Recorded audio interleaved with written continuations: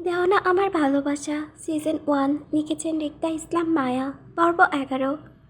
ট্রেনে হালকা আচ্ছন্ন অন্ধকার রুমটিতে বসে আছি আমি। আমার পাশের সিটে বসে আছে মধ্যবয়স্ক একটি মহিলা। মহিলাটিকে নিয়ে আপাতত আমার কোনো চিন্তা ভাবনাই আসছে না, না হচ্ছে অন্য কোনো বিষয়ের অনুভূতি। এই অনুভূতি শূন্য চোখে এক পলক মহিলাকে দেখে আবারও আস্তে করে জানালা দিয়ে বাইরে তাকাই। বাইরের দিকে কিছুক্ষণ তাকিয়ে থাকার পর অবশেষে চোখে ঘুম নেমে আসে। আমি আস্তে করে চোখ দুটো বন্ধ করেই তলিয়ে গেলাম ঘুমের রাজ্যে। হঠাৎ পিকক শব্দ কানে আসতেই ঘুম থেকে ধুম করে উঠে পড়লাম। দূরপরিয়ে অবস্থায় চারিপাশে চোখ বুলিয়ে নিজের অবস্থান বোঝার চেষ্টা করতে মনে পড়ল ভুলে যাওয়া সব কিছু।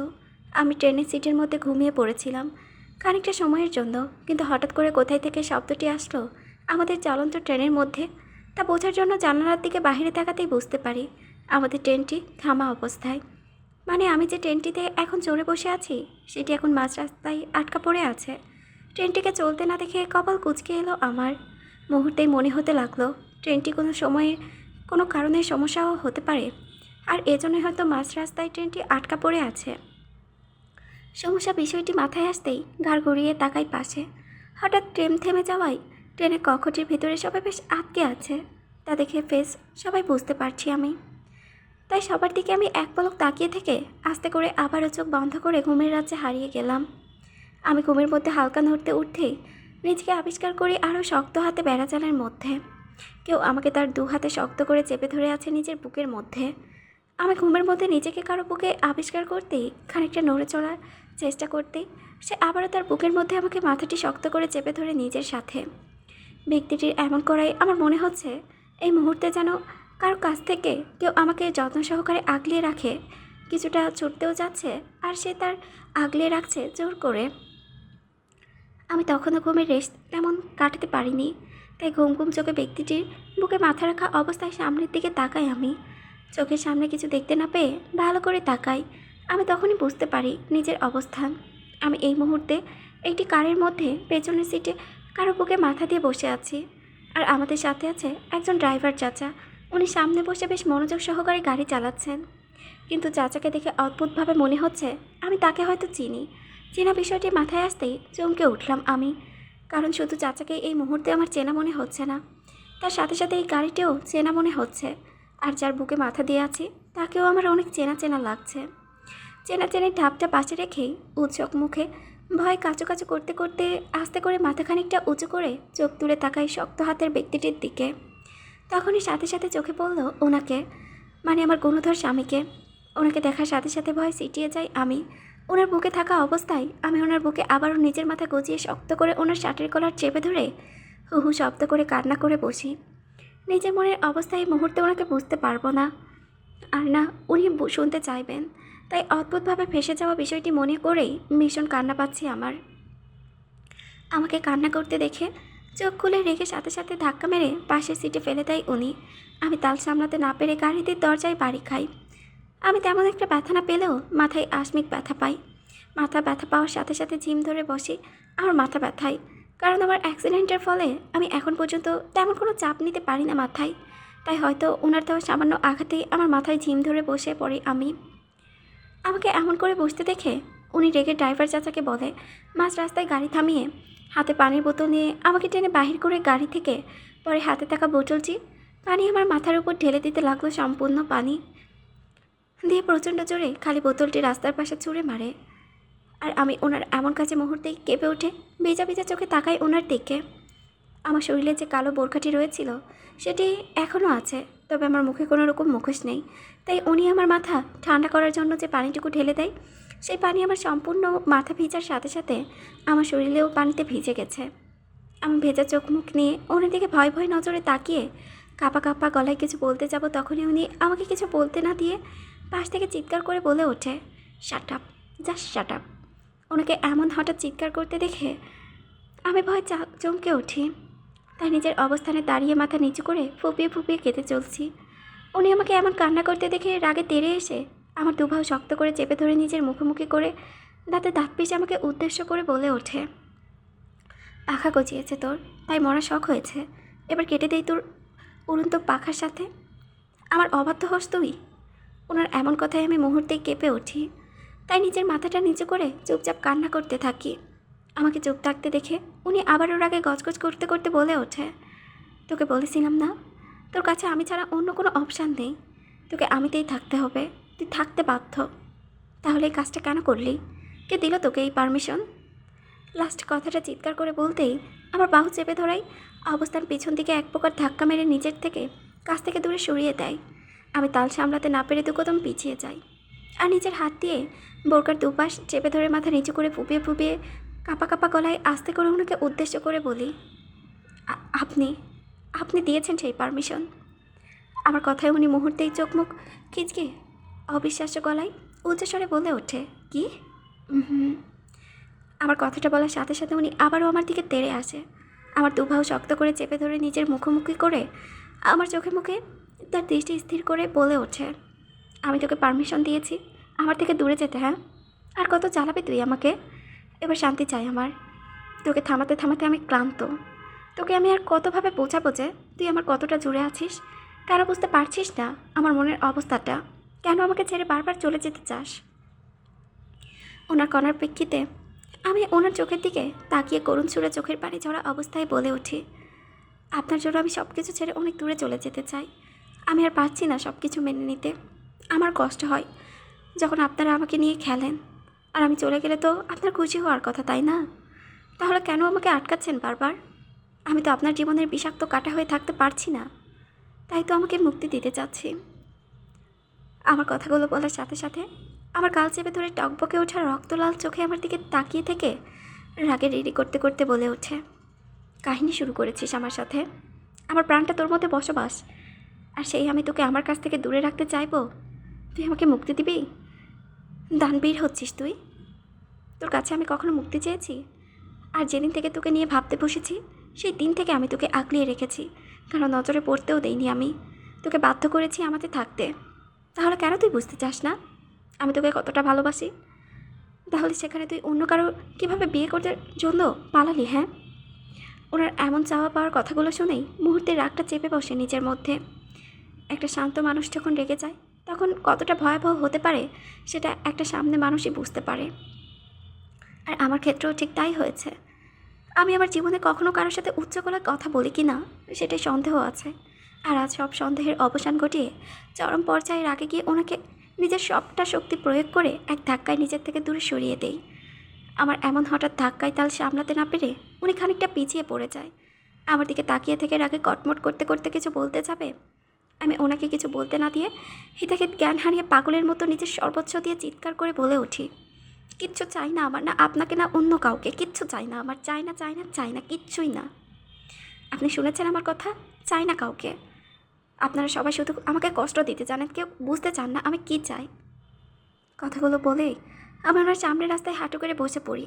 30 সেকেন্ড চুপ থেকে কান্না করে আবারও চোখ তুলে তাকাই ওনার দিকে। উনি তখনও আমার দিকে রেগে চোখ মুখ শক্ত করে মুষ্টিবদ্ধ করে হাত দাঁড়িয়ে আছে। আমি ওনার দিকে কিছুক্ষণ কান্না দৃষ্টিতে তাকিয়ে থেকে আবার নিজের মাথাটা নিচু করে রাস্তায় নিজের দৃষ্টি করে কান্না করতে করতে নিজেকে ওনার উদ্দেশ্যে বলে উঠি, আমি কিছুই ভুলিনি। আপনার করা সব কিছু গত একটা বছরের অত্যাচার, আর আমি সেটাও ভুলে জানি। আপনি বিয়ের দিন করেছিলেন, সাথে বলেও ছিলেন। আমাকে মনে পড়ে আমাদের বাড়িতে আপনারা বলা সব কটা কথা। আমি কিন্তু কিছুই বলিনি। তারপরেও আপনার পরিবারের সম্মান রাখতে, আমি আপনাকে একটা ভালো জীবন দিতে আমাকে অবুঝ অবস্থায় এখানে আসতে হয় আপনার কাছে। আমি এত কিছু করেও তারপরও কিসের এত রাগ সবার আমার উপর? কী করেছি আমি সবার সাথে? আপনারা কেউ অস্থির থাকলে সেটার ভুক্তভোগী হতে হয় আমাকে, সেটার জন্য দায়ী হতে হয় আমাকে। সেটা কেন? আপনারা সবাই যেভাবে বলেন আমি সেইভাবেই নাচতে থাকি, উফ পর্যন্ত করি না।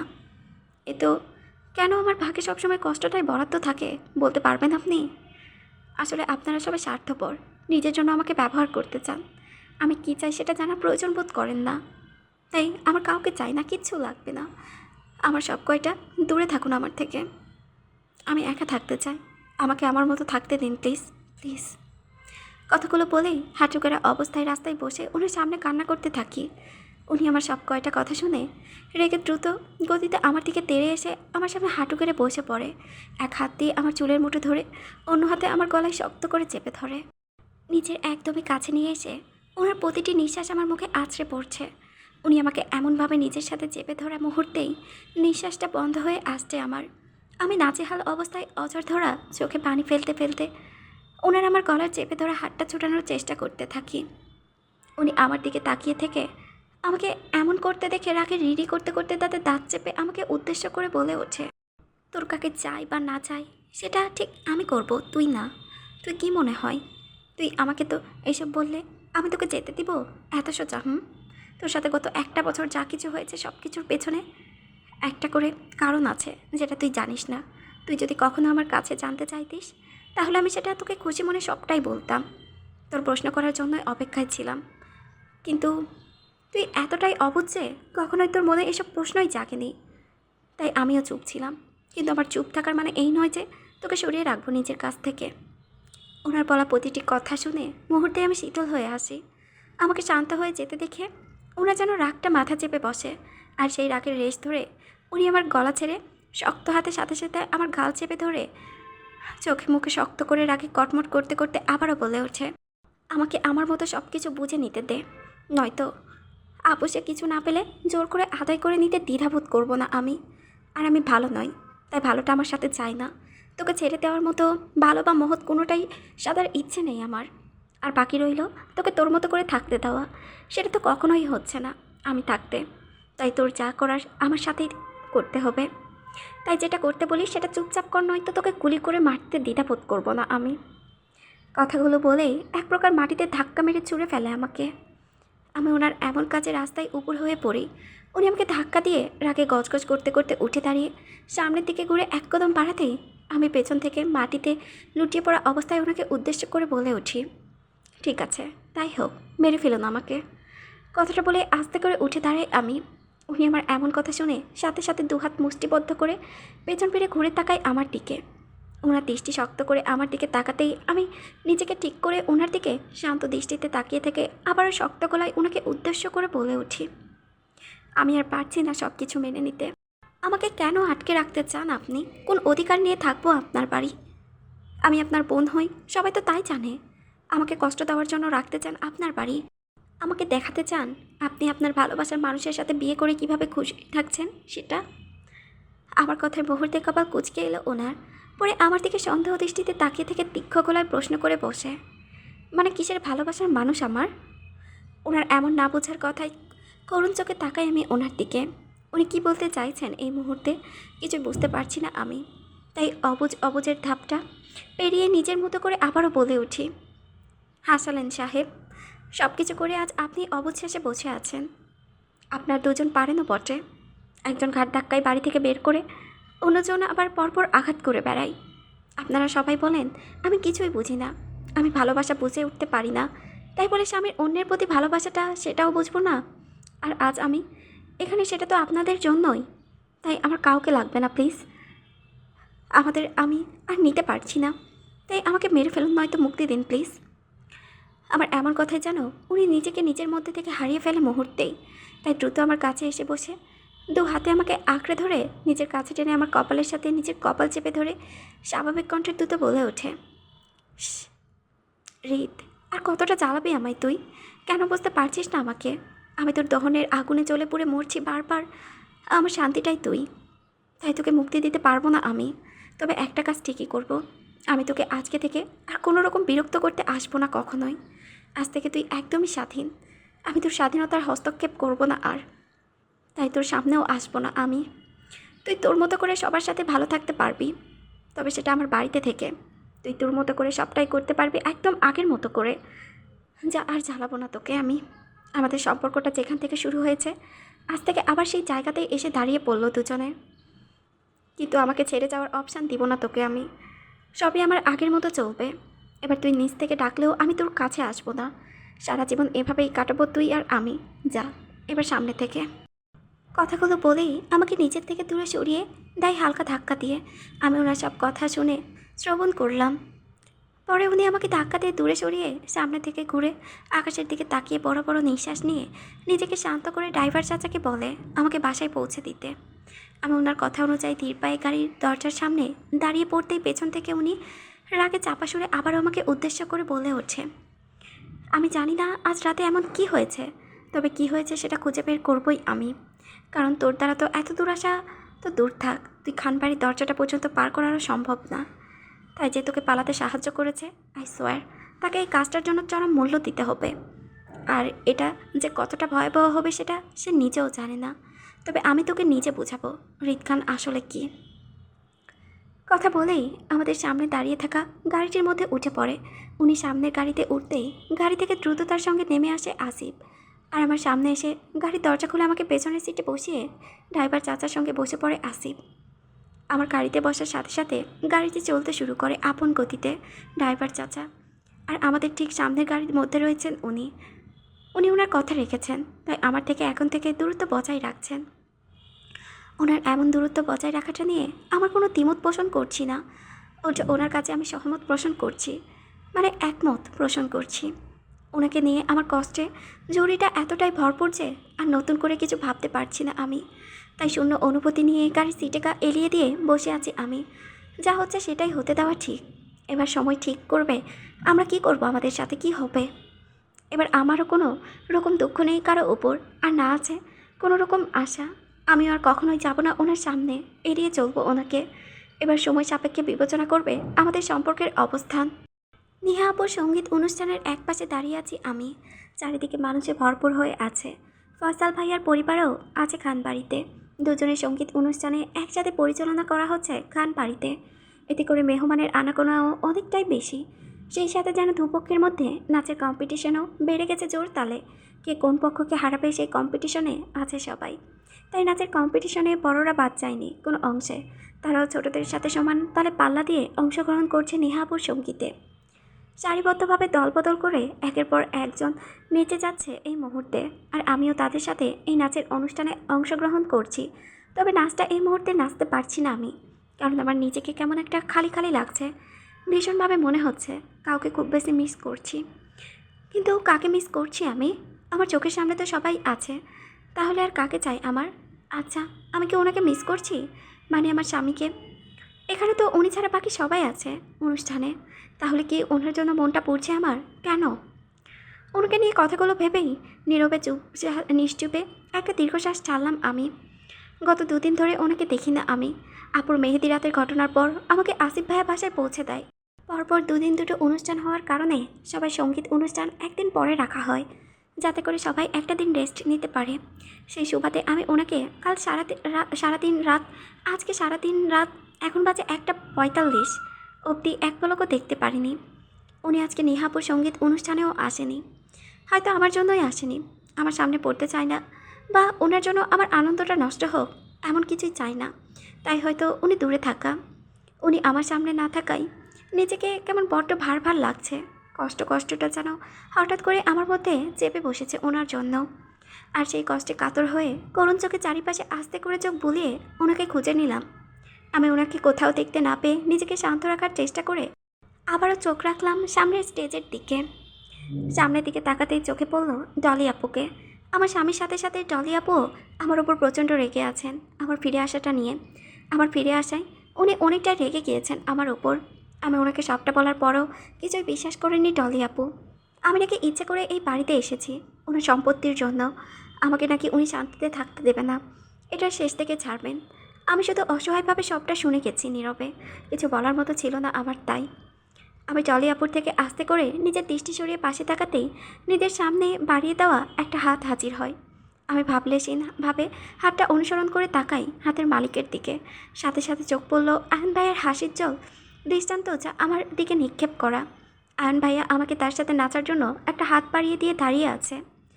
আমি একবার হাতের দিকে তো আরেকবার আয়ন ভাইয়ের দিকে তাকিয়ে থেকে পাশ পেরে দু হাতে সোফায় বসে থেকে দাদির কোমর জড়িয়ে ধরে বুকে মাথা রাখি আস্তে করে।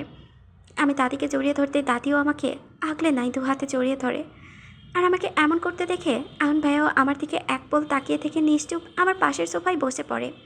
হয়তো আমার খারাপ লাগাটা বুঝতে পারছে, তাই কিছু বলছে। আমি গোল গোল চোখে সামনের দিকে তাকিয়ে আছি আর এক মনে ওনাকে খুঁজে চলছি। আমার কখনোই এমন লাগেনি ওনার জন্য।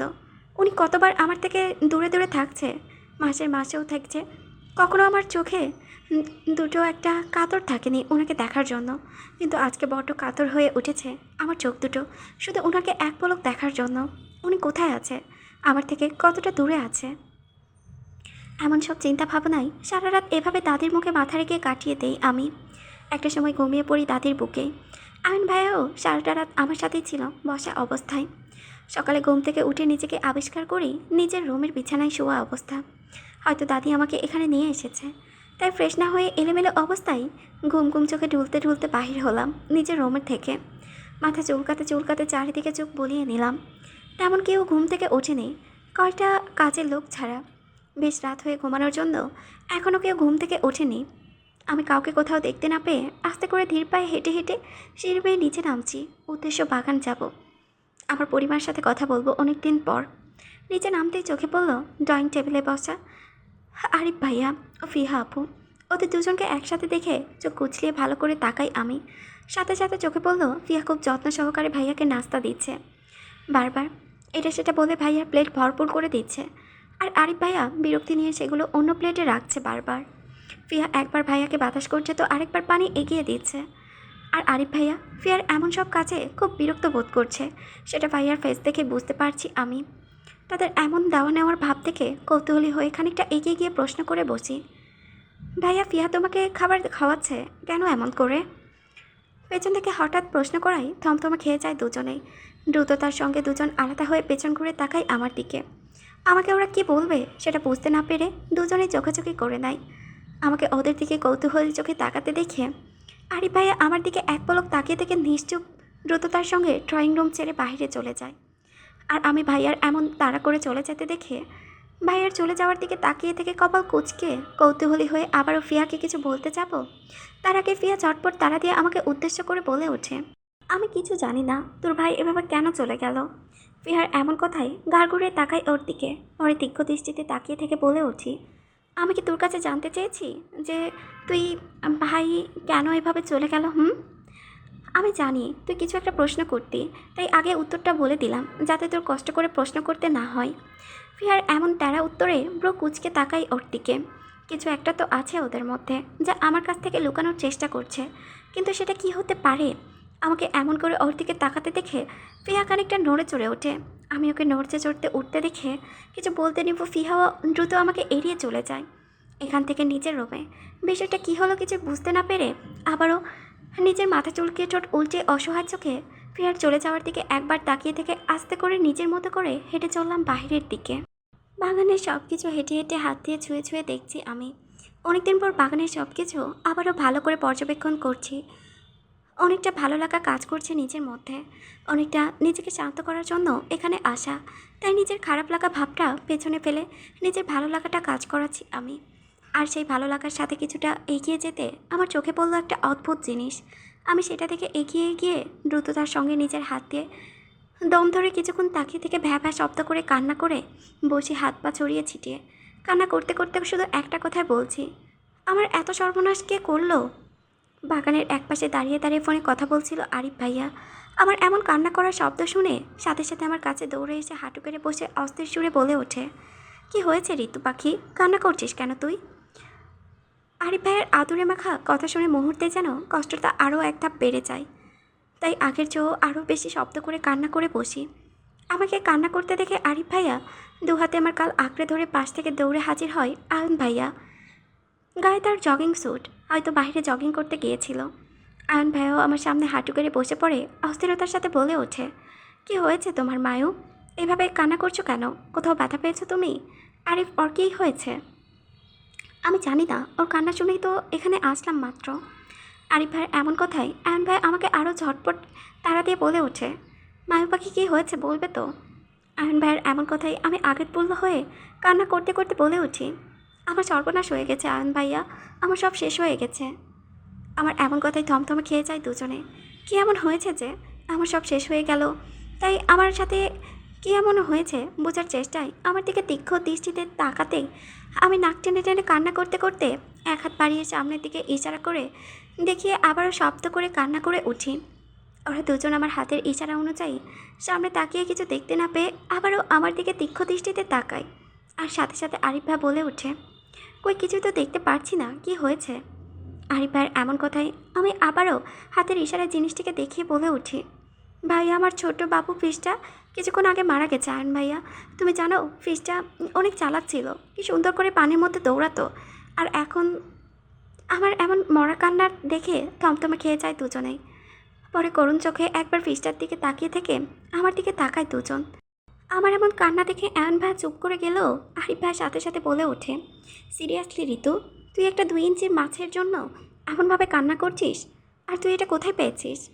ভাইয়া তুমি ওকে মাছ কেন বলছো? সম্মান দিয়ে ওকে বলো, ছোট বাবুটা এমনিতেই মারা গেছে, দেখতে পারছো না তুমি? ওকে আমি বাগানের সুইমিং পুলে ছেড়ে দিয়েছিলাম থাকার জন্য, কিন্তু কে জানি এটাকে মেরে দিয়েছে।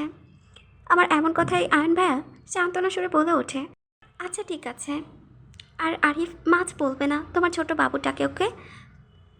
কিন্তু তুমি এখন আর কান্না করো না কেমন? আমি তোমাকে কাল আরও অনেকগুলো চালাক ফিশ এনে দেবো। এখন এই মাছটাকে মানে এই ছোট বাবুটাকে ফেলে দিতে কাউকে বলে দিচ্ছি, ঠিক আছে? আয়ন ভাইয়ের কথায় ঝটপট করে বলে উঠি, ফেলে দিবে মানে এটাকে কবর দিতে হবে সুন্দর করে। তারপর যথারীতি নিয়মে আমার ফিশটাকে কবর দিয়ে হাতে ফুল দিয়ে দাঁড়িয়ে আছি আমি, আয়ন ভাইয়া আর আরিফ ভাইয়া। আমি ফিশটাকে ফুল দিয়ে আয়ন ভাইয়াকে কান্না করতে করতে ইশারা করলাম ওনার হাতের ফুলগুলো দিতে, সাথে ফিশটার জন্য 2 লাইন বলতেও আয়ন ভাইয়ার হাতে থাকা ফুলগুলো কবরের উপর রাখতে রাখতে বলে ওঠে, এই ফিশটা ফিশ ছিল না, এটা একটা ছোট বাবু ছিল, সাথে অনেক চালাকও ছিল মাছটি। আমার মাছটিকে অনেক স্মরণ করব। আয়ন ভাইয়ের মাছ বলাতে আমি চোখে করুণ চোখে তাকাই ওনার দিকে। উনি আমার এমন করে তাকাতে দেখে বুঝতে পারে উনি কী ভুল করেছে, তাই আস্তে করে এক হাতে নিজের কান ধরে সরি বলে ওঠে। আমি আরিফ ভাইয়ের পাশে দাঁড়িয়ে নিজের মতো করে ফোন টিপছি। ভাইয়া এদিকে কোনো খেয়াল নেই। আমি আরিফ ভাইয়ার দিকে তাকাতেই আয়ন ভাইয়াও আমার সাথে সাথে আরিফ ভাইয়ের দিকে তাকাই। ভাইয়াকে বেখেয়ালি দেখে আয়ন ভাইয়া আমার দিকে আবারও তাকিয়ে থেকে জোরপূর্বক একটা হাসি দিয়ে নিজের হাতের কবজি দিয়ে গুঁতা দেয় আরিফ ভাইয়ের পেটে। গুঁতো খেয়ে চমকে উঠে পাশে তাকাতেই আয়ন ভাইয়া ইশারা করে বলে কী করতে হবে। ভাইয়ার সাথে সাথে হাতে থাকা ফুলগুলো দিয়ে দেওয়ার জন্য তাকাতেই মুখটা চুপসে যায় মুহূর্তেই, কারণ আরিফ ভাই নিজের হাতে রাখা ফুলগুলো ইচ্ছে মতো কচলিয়ে নষ্ট করে ফেলেছে। পরে আরিফ ভাই এক পলক আমার দিকে তাকিয়ে থেকে আস্তে করে ফুলগুলো কবরটার উপর পাশে রেখে সোজা হয়ে দাঁড়িয়ে নিজের মতো করে ফিশটার জন্য 2 লাইন বলার জন্য বলে ওঠে, মাছটা অনেকটাই ছিটো ছিল, আরও একটু বড় হলে ভালো হতো, অনেক মজার মজার ডিশ রান্না করে খাওয়া যেত, যা এখন খেতে পারছি না আমার ছোট হওয়াতে।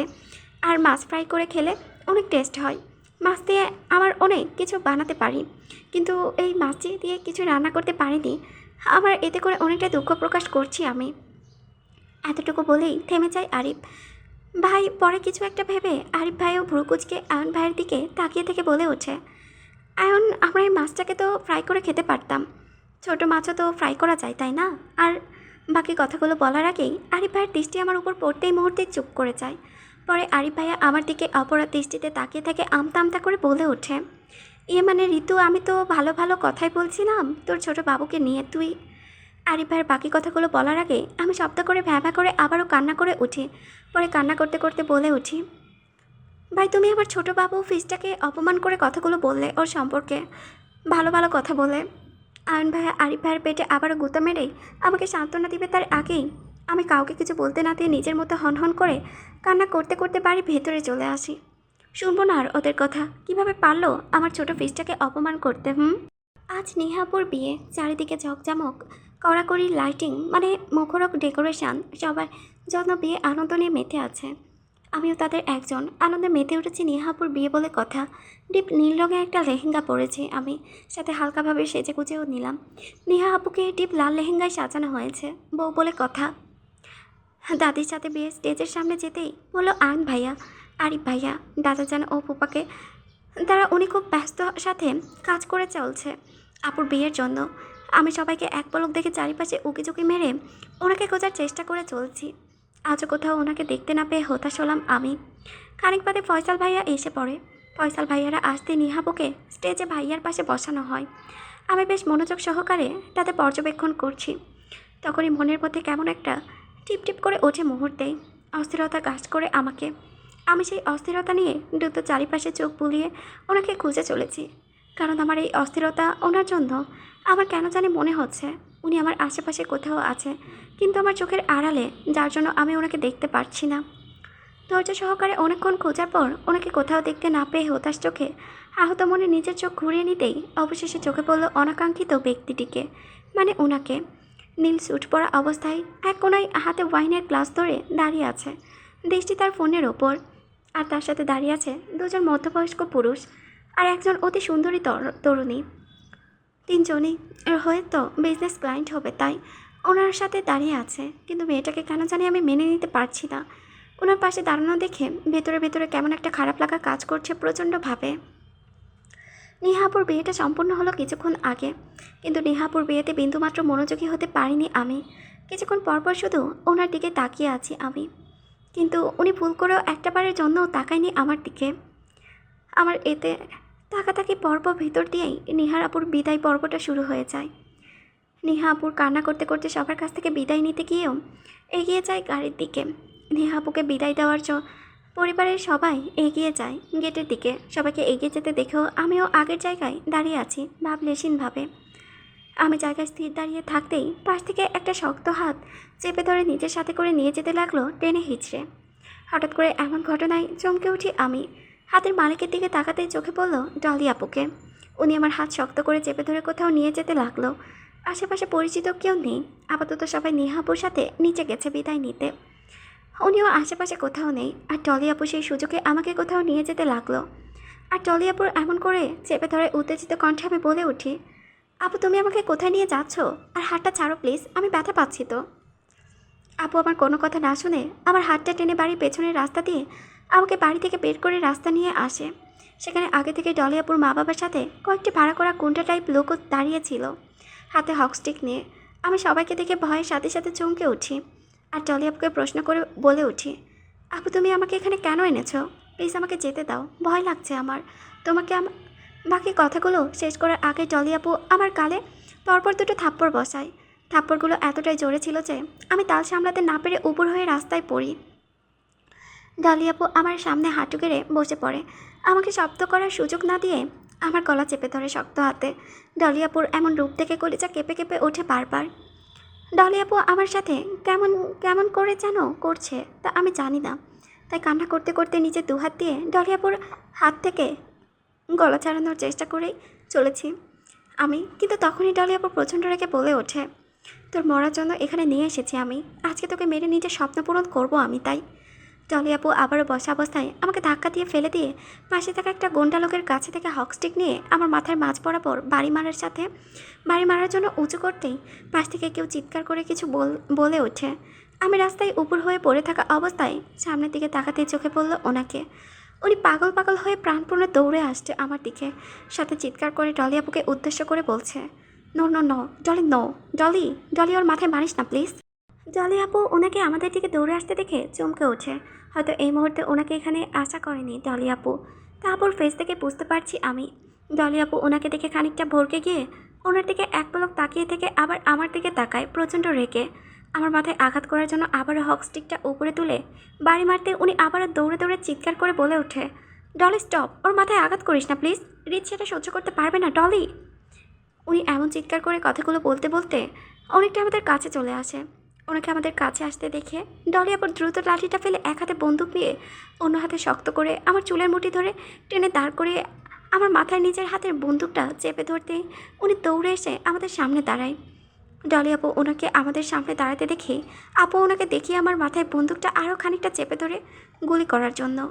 উনি ডলি আপুকে এমন করতে দেখে সাথে সাথে আমার দিকে তাকিয়ে থেকে দু হাত সামনে দেখে সান্ত্বনা দিতে দিতে সান্ত্বনা সরে ডলি আপুর উদ্দেশ্য করে বলে ওঠে, ওকে ওকে কুল ডাউন ডলি, তোর যা চাই আমি তোকে তাই দিব, তুই রিতকে কিছু করিস না প্লিজ প্লিজ। আর জীবনের প্রথম আমি কারো কাছে রিকোয়েস্ট করছি, তুই সেটা শুন আপাতত। এমনিতে রিতের মাথার আঘাতটা এখনও ঠিক হয়নি, আর এটার জন্য ওকে বাঁচাতে অনেক কষ্ট করতে হয়েছে আমাদের, প্লিজ তুই ওর মাথায় আঘাত করিস না। ওনাকে এমন করে বলতে দেখে কপাল কুঁচকে এলো ডলি আপুর। আপু ওনাকে উদ্দেশ্য করে স্বাভাবিকভাবে বলে ওঠে, লাইক সিরিয়াসলি রিত, তোমার কি আমাকে বোকা মনে হয় এই মেয়েটার মতো? আর তুমি যে লাইফে প্রথম রিকোয়েস্ট করছো সেটাও এই মেয়েটার জন্য, কারণ আমি জানি তোমার প্রাণটাই মেয়েটার মধ্যে আছে, তাই তুমি এতটা নরম হয়ে কথা বলছো। নয়তো রিত খানের কথা কম হাতটা বেশি চলে, আর এটা ওয়ার্ল্ডের সবাই জানে। আর আমি যেই এই মেয়েটাকে ছেড়ে দিব অমনি তোমার আসল রূপটা বেরিয়ে আসবে মুহূর্তেই। তাই আমার সাথে ওভার স্মার্ট সেজো না রিত। আর এই মেয়েটা তোকে আমি মেরেই ফেলবো আজকে, কেউ থামাতে পারবে না আমায়, তুমিও না রিত। ডলি আপুর এমন কথা শুনে আর আমি কান্না করতে থাকি।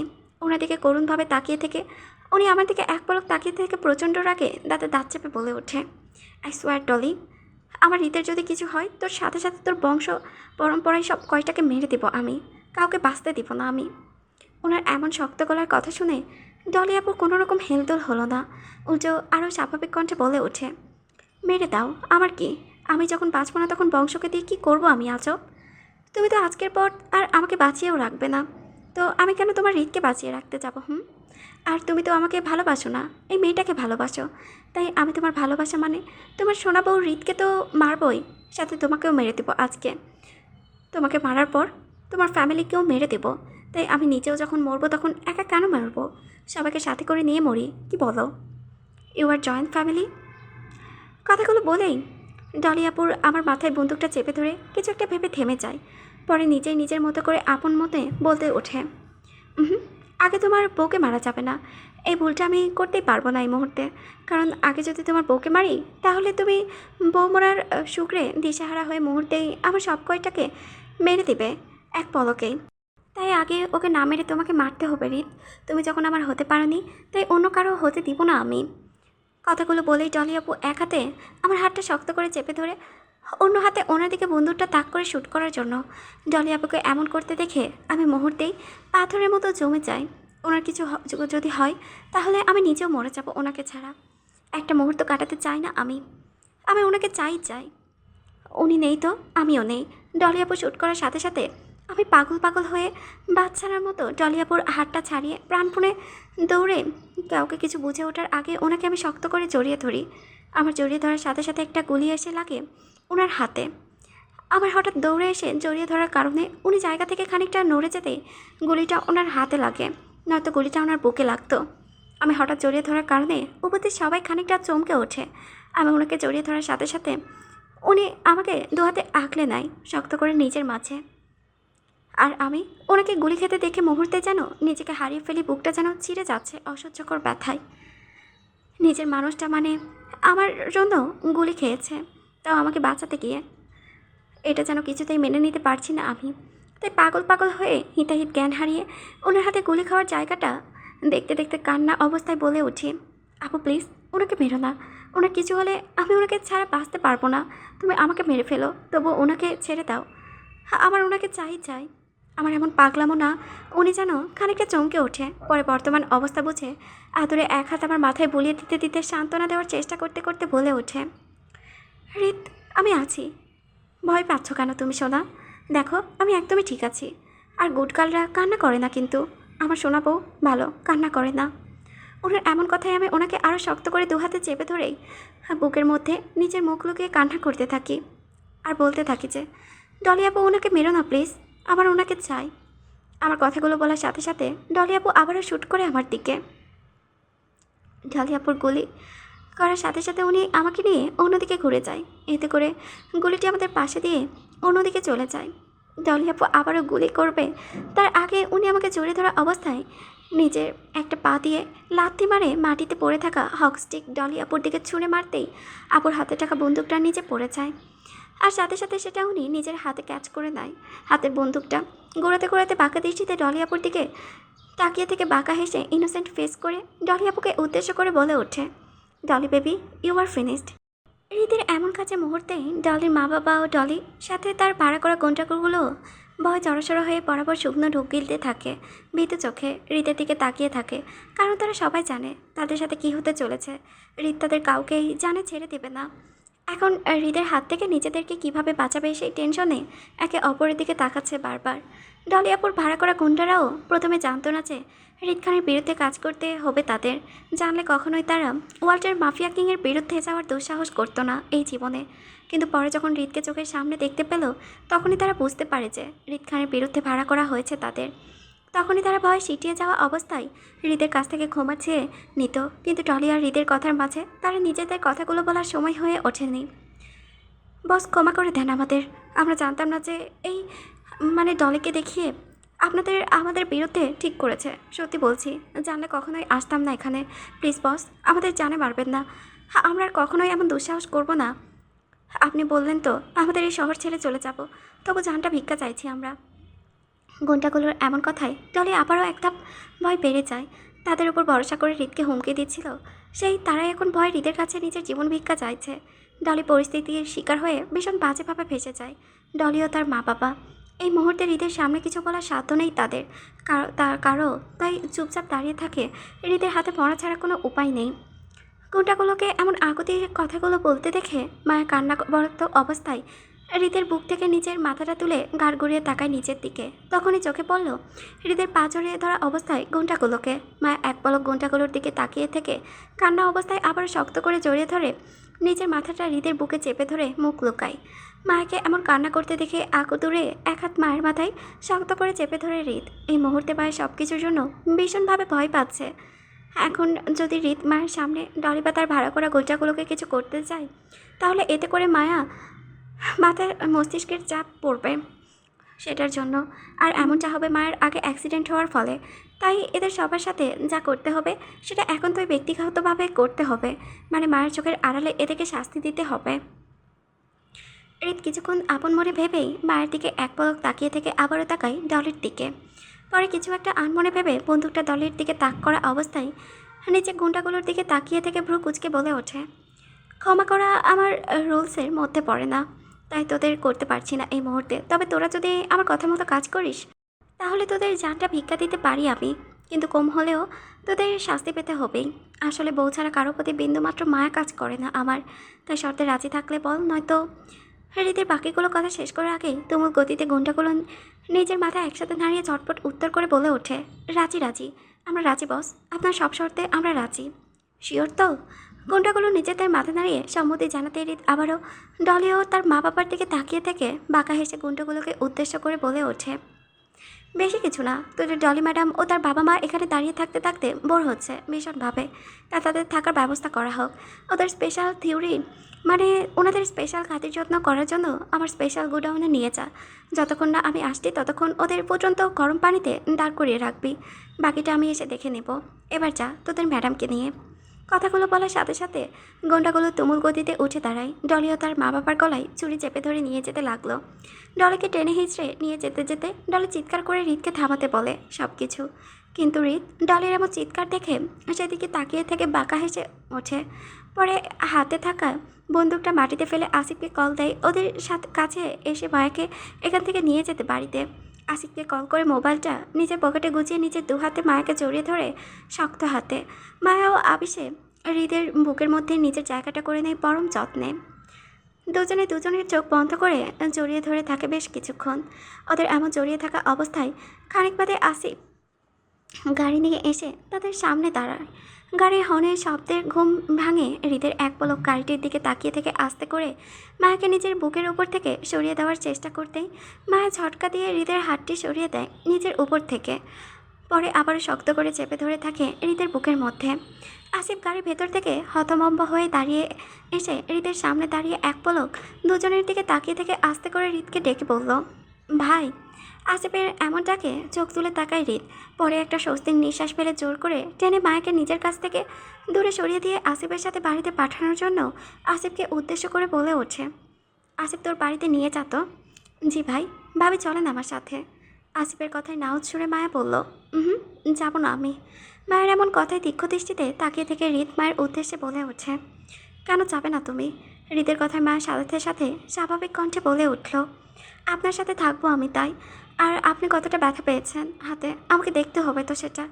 মায়ের এমন কথায় হৃদ এক পলক গুলি খাওয়া হাতের দিকে তাকিয়ে থেকে আবারও মায়ের দিকে তাকায়। পরে কপাট রাগ দেখিয়ে বলল, দেখতে হবে না তোমাকে, যাও তো তুমি এখান থেকে, বিরক্তি করো না আমাকে। হৃদের এমন রাগ দেখানো কথা শুনে মায়া কোনো কিছু চিন্তার ভাবনা না করে দৌড়ে গিয়ে হৃদের সামনে দাঁড়িয়ে নিজে দু হাতে হৃদের শার্টে একটা কোনো আঁকড়ে ধরে শার্ট পরে ধরে জিদ্দি সুরে হৃদকে উদ্দেশ্য করে বলে ওঠে, না যাব না। হৃদ মায়াকে নিজের শার্টের কোনো আঁকড়ে ধরতে দেখে সাথে মায়ের জিদ্দি সুরের কথা শুনে রাগে চাপা সুরে তাদের দাঁত চেপে বলে ওঠে, এই তুমি কি আমার হাতে গুলি খেয়ে মানবে? মায়ের বলতে তেলে বেগুনে জ্বলে ওঠে তীক্ষ্ণ দৃষ্টিতে মায়ের দিকে তাকিয়ে থেকে হৃদ মায়াকে উদ্দেশ্য করে বলে ওঠে, এই তোমার কলিজা তো অনেক বড় হয়ে গেছে, আমাকে ভয় লাগছে না তোমার? না, লাগছে না তো কি করব আপনি বলুন। তাই? আচ্ছা, একটা কাজ করি, ভয় যখন তোমার লাগছে না তাহলে তোমাকে আমি গুলি করে মেরে দিই এই মুহূর্তে, কি বলো? হৃদের কথায় মায়ের পাল্টা জবাবে বলে ওঠে, আপনি আমাকে গুলি করলে আমি আপনাকে শক্ত করে কামড়িয়ে দিব একদম। সেই বউ পেয়েছি একটা, আজ তো হাত পাগল। আচ্ছা, আমি তোমাকে আগে গুলিটা করলে আমাকে কামড়াবে কি করে শুনি? ঠিক তো, আপনি আমাকে আগে গুলি করলে আমি আপনাকে কামড়াবো কি করে? আগে তো ভেবে দেখিনি আমি সেটা। সেটাই, তোমার মাথায় মগজ থাকলে তো চিন্তাটা আসবে, তাই না? হৃদের এমন ব্যঙ্গ করা কথা মানে বুঝতে পেরে মা সোজা সাপটাভাবে বলে ওঠে, আরে না, আমার মাথায় অনেক বুদ্ধি আছে, আপনি জানেন। দাদি বলে আমাকে, দাঁড়ান আপনাকেও একটা বুদ্ধি দেই। আচ্ছা, আমি আগে আপনাকে কামড়ে নিব ইচ্ছে মতো, পরে আপনি আমাকে গুলি করে মেরে দেবেন, তাহলে তো হলো, তাই না? আমার কামড়ানো হলো, আপনার গুলি করাটাও, দারুণ না বুদ্ধিটা? মায়ের এমন কথায় হৃদ মায়ের দিকে তাকিয়ে থেকে বিরক্তি নিয়ে দুই ভ্রু উঁচু করে মাথা তুলে বলে ওঠে, আনবিলিভেবল। হৃদ কথাটা বলেই গাড়ির দিকে রেখে হনহনিয়ে যেতে লাগলো। মায়া ও হৃদের শার্টের কোণা আঁকড়ে ধরে পেছন পিছন দৌড়ে যেতে লাগলো হৃদের হাঁটার সাথে তাল মিলিয়ে। এতক্ষণ আসিফ হৃদার মায়ের খুনসুটি কথাগুলো শুনছিল মনোযোগ সহকারে। পরে হৃদকে রেগে গাড়ির দিকে যেতে দেখে ঘুর ভেঙে আসিফের। দৌড়ে ড্রাইভারের সাথে সামনের সিটে বসে পড়ে আসিফ। পরে পেছন দিকে এক পলক তাকিয়ে হৃদ মায়ের পরে আবারও সাথে সাথে সামনের দিকে ঘুরে বসে আসিফ, কারণ তখনও হৃদ মায়ের উপর বিরক্তি নিয়ে গম্ভীর মুখে বসে আছে। আর মায়া তখনও হৃদের শার্টের কোণা দু হাতে আঁকড়ে ধরে হৃদের দিকে ঘুরে বসে আছে ঘাপটি মেরে অসহায় ফেস করে হৃদের দিকে তাকিয়ে থেকে। হৃদ মায়ের হঠাৎ এতটা সাহস কোথা থেকে এলো সেটাই ভেবে পাচ্ছে না এই মুহূর্তে। হৃদ মায়ের সাথে কোনো রকম কথা বলতে চাইছে না, কারণ হৃদ মায়ের উপর অনেকটাই রেগে আছে প্রথম দিনের বিষয়টি নিয়ে। মায়ের হৃদকে নিজের থেকে দূরে থাকতে বলাটা হৃদ মেনে নিতে পারেনি একদমই, তাই রেগে মায়ের সাথে এক প্রকার জেদি ধরেই দূরে দূরে থাকছে মায়ের থেকে। হৃদ নেহার সঙ্গীত অনুষ্ঠানে আসেনি যাতে মায়ের সামনে পড়তে না হয়, বিয়েতেও আসতো না, কিন্তু মায়ের উপর নজর রাখতে গিয়ে বিয়েতে আসতে হয় বাধ্য হয়ে, কারণ জেদ ধরে তো আর মায়েকে হারাতে পারবে না। তাছাড়া মায়ের আর হৃদকে নিয়ে কে মাইন্ড গেমস খেলছে জানার জন্য মূলত নিহার বিয়েতে আসা। নিহার বিয়েতে সারাক্ষণ হৃদের নজর মায়ের উপরেই ছিল, একটা মুহূর্তের জন্য চোখের আড়াল করতে দেয়নি। যদিও মায়ের মনে হচ্ছিল উল্টোটা, হৃদ মায়ের দিকে তাকায়নি পর্যন্ত, কিন্তু হৃদ মায়াকে আড়াল থেকে চোখে চোখে রেখেছিল। হৃদ সেই রাগের রেশ ধরেই এখন মায়াকে নিজের কাছ থেকে দূরে রাখতে চাইছে, কিন্তু তাও পারছে না মায়ের জন্য। মায়া এক প্রকার ঘাপটি মেরে চিপকে বসে আছে হৃদের সাথে। হৃদ ঘাড় ঘুরিয়ে মায়ের দিকে তাকাতে চোখ পড়ল মায়ের গাল ফুলিয়ে রাখা ফেসটা। হৃদকে সেদিকে এক পলক তাকিয়ে থেকে আবারও সামনের দিকে তাকায়। এই মুহূর্তে মায়ের সাথে কথা বলাটা বেকার, কারণ হৃদ মায়াকে আগে নিজের কাছে রাখতে ভয় দেখিয়ে, কিন্তু হঠাৎ করে মায়া এতটা সাহসী হয় ভয়টা পাচ্ছে না হৃদ।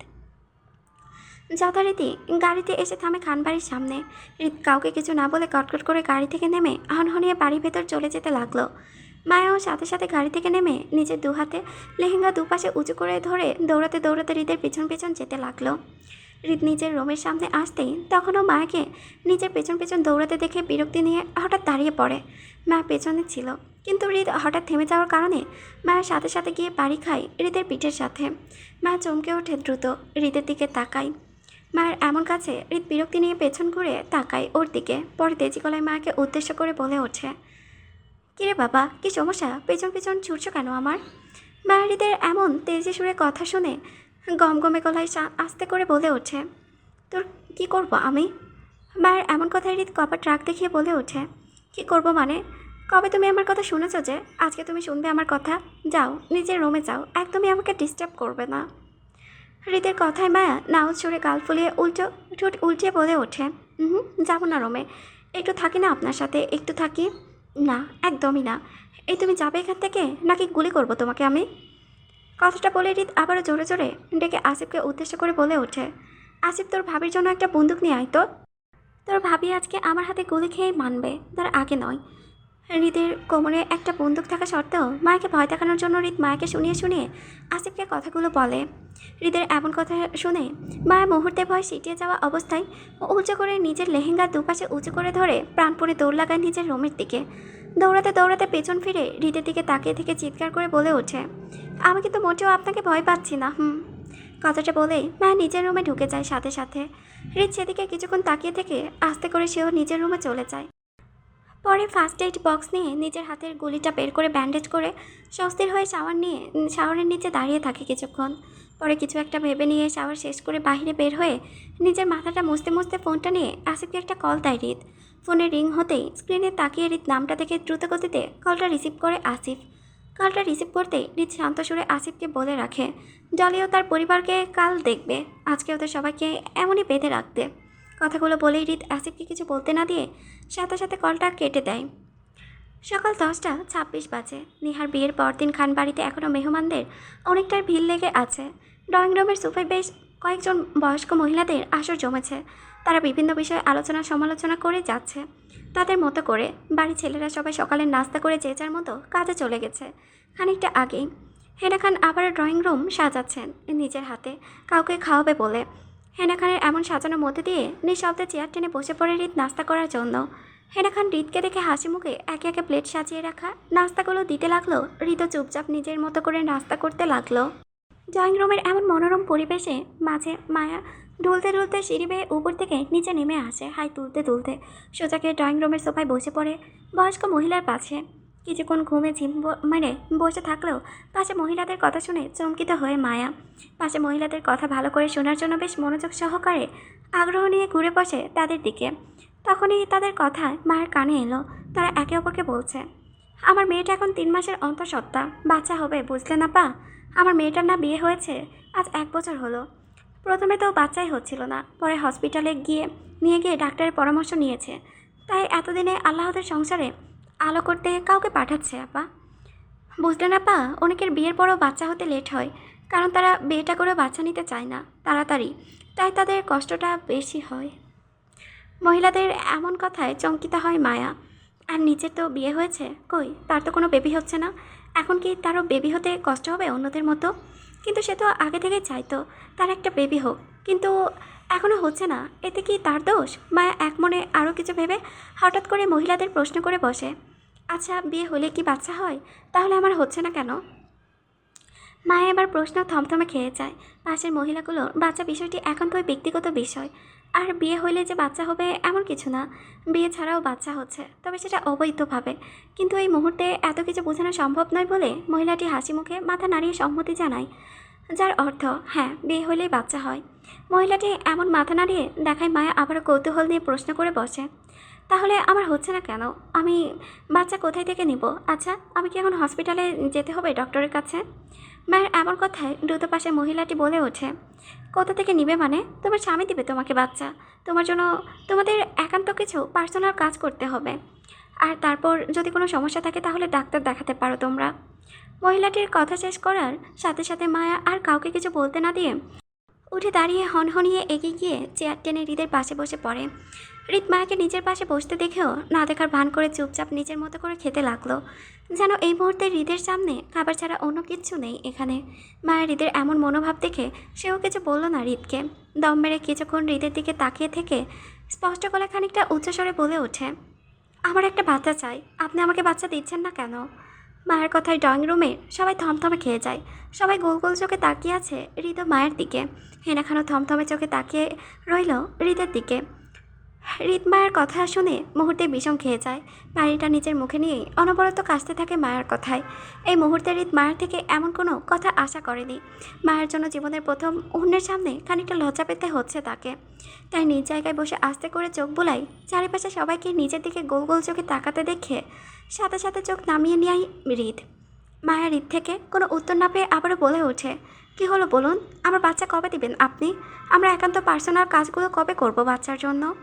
মায়ের এমন কথাই এবার হৃদ ভীষণ বাজেভাবে ফেসে গেছে এই মুহূর্তে। এখন না পারছে বসে থাকতে, আর না পারছে উঠে যেতে।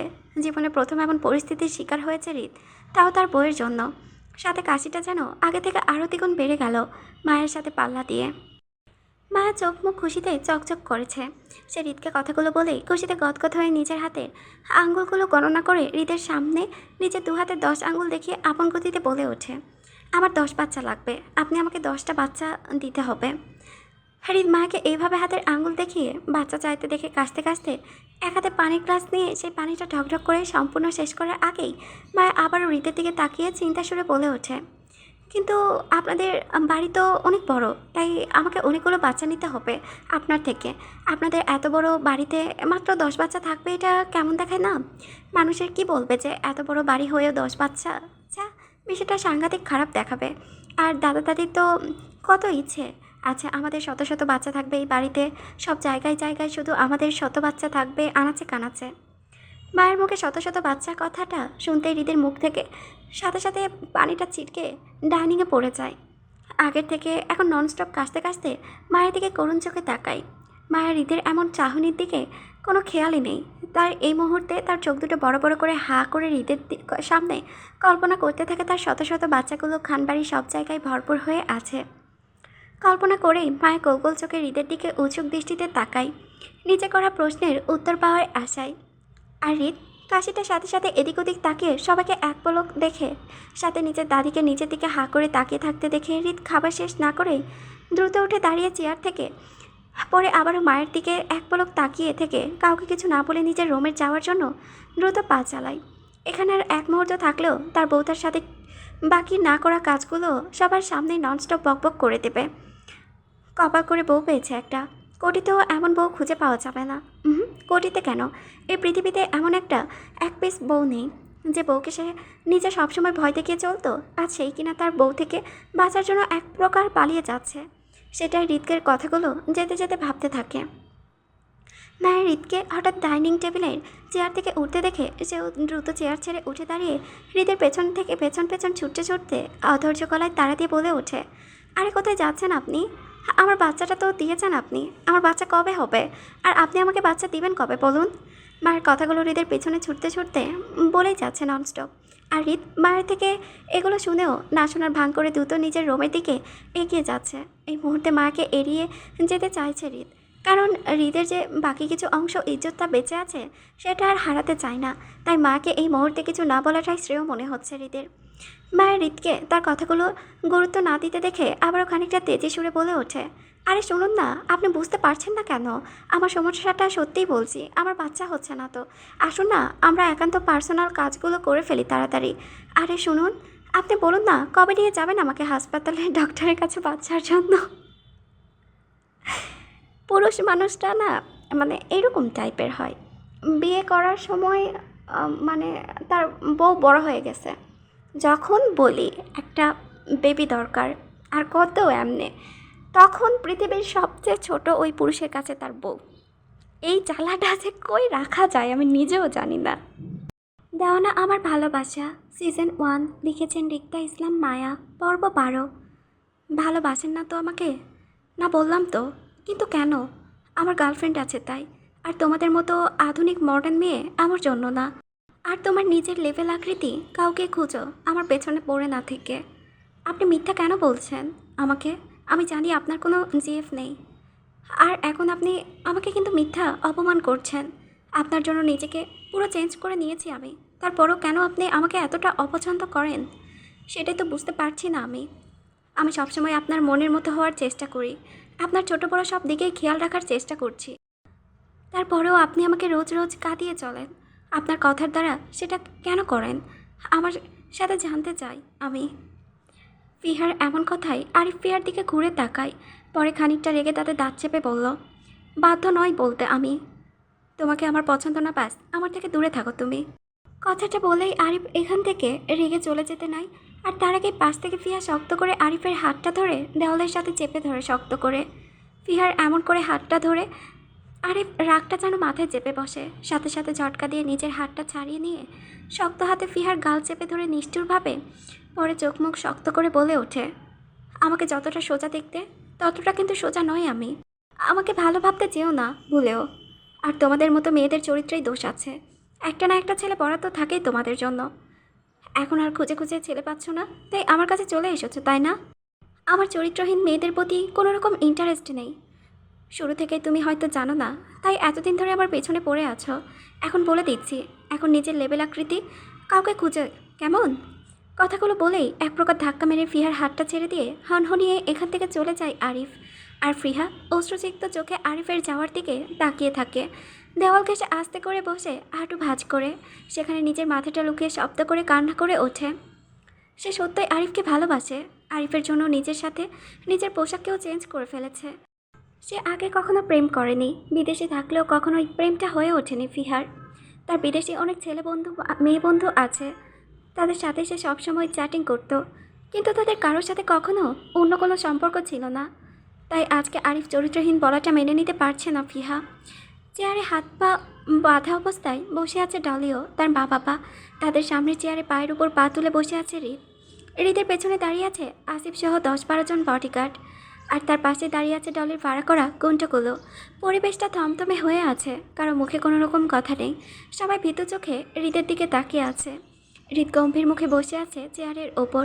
হৃদ কপাল কুঁচকে ডলিও তার মা বাবার দিকে তাকিয়ে থেকে লাফ দিয়ে চেয়ার থেকে উঠে ওদের সামনের টেবিলের ওপর বসে পড়ে, দুপা ঝুলিয়ে।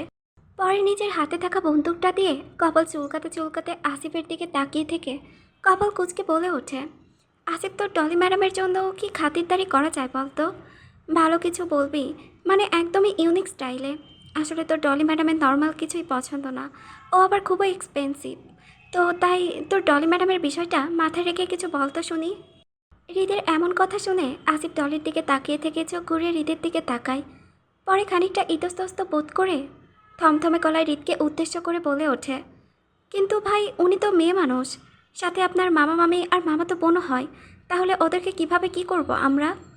আসিফের কথায় হৃদ ঘাড় ঘুরিয়ে ভ্রু কুচকে তাকাই আসিফের দিকে।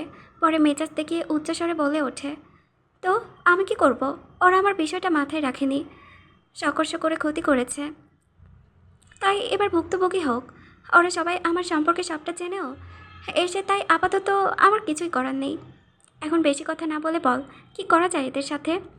হৃদের কথায় পিষ্টে আসিফ কোনো কথা বলবে তার আগে সামনে থেকে ডলির বাবা দ্রুত বলে ওঠে, হৃদ, তুই এমনটা করতে পারিস না আমাদের সাথে। আমি তোর মার ভাই হই, সম্পর্কে তোর মামা হই আমি, তাই তুই আমাদের সাথে খারাপ কিছু করতে পারিস না। ডলির বাবার কথা শুনে হৃদ ভ্রুকুচকে এলো ঘাড় ঘুরিয়ে সামনের দিকে। তীক্ষ্ণ দৃষ্টিতে একটা পলক দেখে নিয়ে টেবিলের ওপর বলটা হাতে ঘোরাতে ঘোরাতে বলটির দিকে তাকিয়ে থেকে চাপা সুরে বলে ওঠে, তাই ইমোশনাল ব্ল্যাকমেইল নট ব্যাড। কথাটি বলেই হৃদ খানিকটা থেমে সামনের দিকে তাকিয়ে থেকে বলে ওঠে, মা, জিনিসটি দাদা দাদি ছাড়া অন্য কারো প্রতি কখনোই কাজ করেনি আমার। তবে যখন থেকে হৃদ আমার জীবনে এসেছে, অদ্ভুতভাবে আমি আমার হৃদের মায়ায় জড়িয়ে গেছি, গভীরভাবে না চাইতেও। এখন বউ ছাড়া কোনো কিছু ভালো লাগে না আমার। কোনো মেয়েকে নিজের সাথে জড়ানোটা কখনোই প্ল্যানিংয়ে ছিল না আমার। তাই বিয়েটা আমি চাপের পরে করলেও ভালোবাসা আসে আমার গভীরভাবে বউয়ের জন্য। এখন মনে হচ্ছে বউ ছাড়া দুনিয়া ধ্বংস করে দিব আমি, তবুও বউ ছাড়তে পারবো না। বউয়ের সামান্য ব্যথায় নিঃশ্বাসটা আটকে আসে আমার। আর সেই বউকে মারতে চেয়েছিলেন আপনারা। ক্ষমা করা শব্দটি আমার ডিকশনারিতে কখনোই ছিল না। তাই সম্পর্কের দোহাই দিয়ে হয়তো আমার সাথে কিছু করলে বাঁচা যেত, ছেড়ে দিতাম। কিন্তু বউ মারতে চাওয়ার বিষয়টি কোনো কালে ছেড়ে দিব না আমি। তাই সব সম্পর্ক বাদ। আমার বউ নাই তো কেউ নেই। আর আপনাদের এখন ছেড়ে দিলে নেক্সট টাইম আবার বউয়ের মারতে চাইবেন, তাই এটা তো আর হতে দিতে পারবো না। বউকে নিয়ে তো আর কোনো রিস্ক নিতে পারবো না, তাই না? কথা বলেই হৃদ ঘাড় ঘুরিয়ে আসিফকে বলে ওঠে, আসিফ, যা তো, তোকে যা করতে বলেছিলাম সেই কাজগুলো কর গিয়ে, তাড়াতাড়ি, ওরা ওয়েট করছে তো। হৃদের কথাই আসিফ দ্রুত গলায় বলল, জি ভাই। আসিফ কথাটা বলে যেতে যেতেই পাশ থেকে চিল্লিয়ে ওঠে ডলি। হাত পা বাঁধা অবস্থায় সর্বশক্তি দিয়ে ছুটতে ছুটতে হৃদকে উদ্দেশ্য করে বলে ওঠে, প্লিজ হৃদ, তুমি আমাদের ছেড়ে দাও। আমরা কেউ আর তোমার বউকে মারতে চাইবো না, প্লিজ, ভুল হয়ে গেছে আমাদের। ডলের এমন কথাই হৃদ বাঁকা হেসে হাতের বলটা দেখাতে দেখাতে বলে ওঠে, ইন্টারেস্টিং। বিড়াল বলছে সে আর মাছ খাবে না, এটা কি আমার মেনে নিতে হবে? তাই সরি। প্লিজ হৃদ, কিছু করো না খারাপ, আমাদের ছেড়ে দাও। আমরা এই দেশ ছেড়ে চলে যাব, আর আসবো না এই দেশে কখনো। আপাতত কারো কথাই আমি রাখতে পারছি না, কেমন?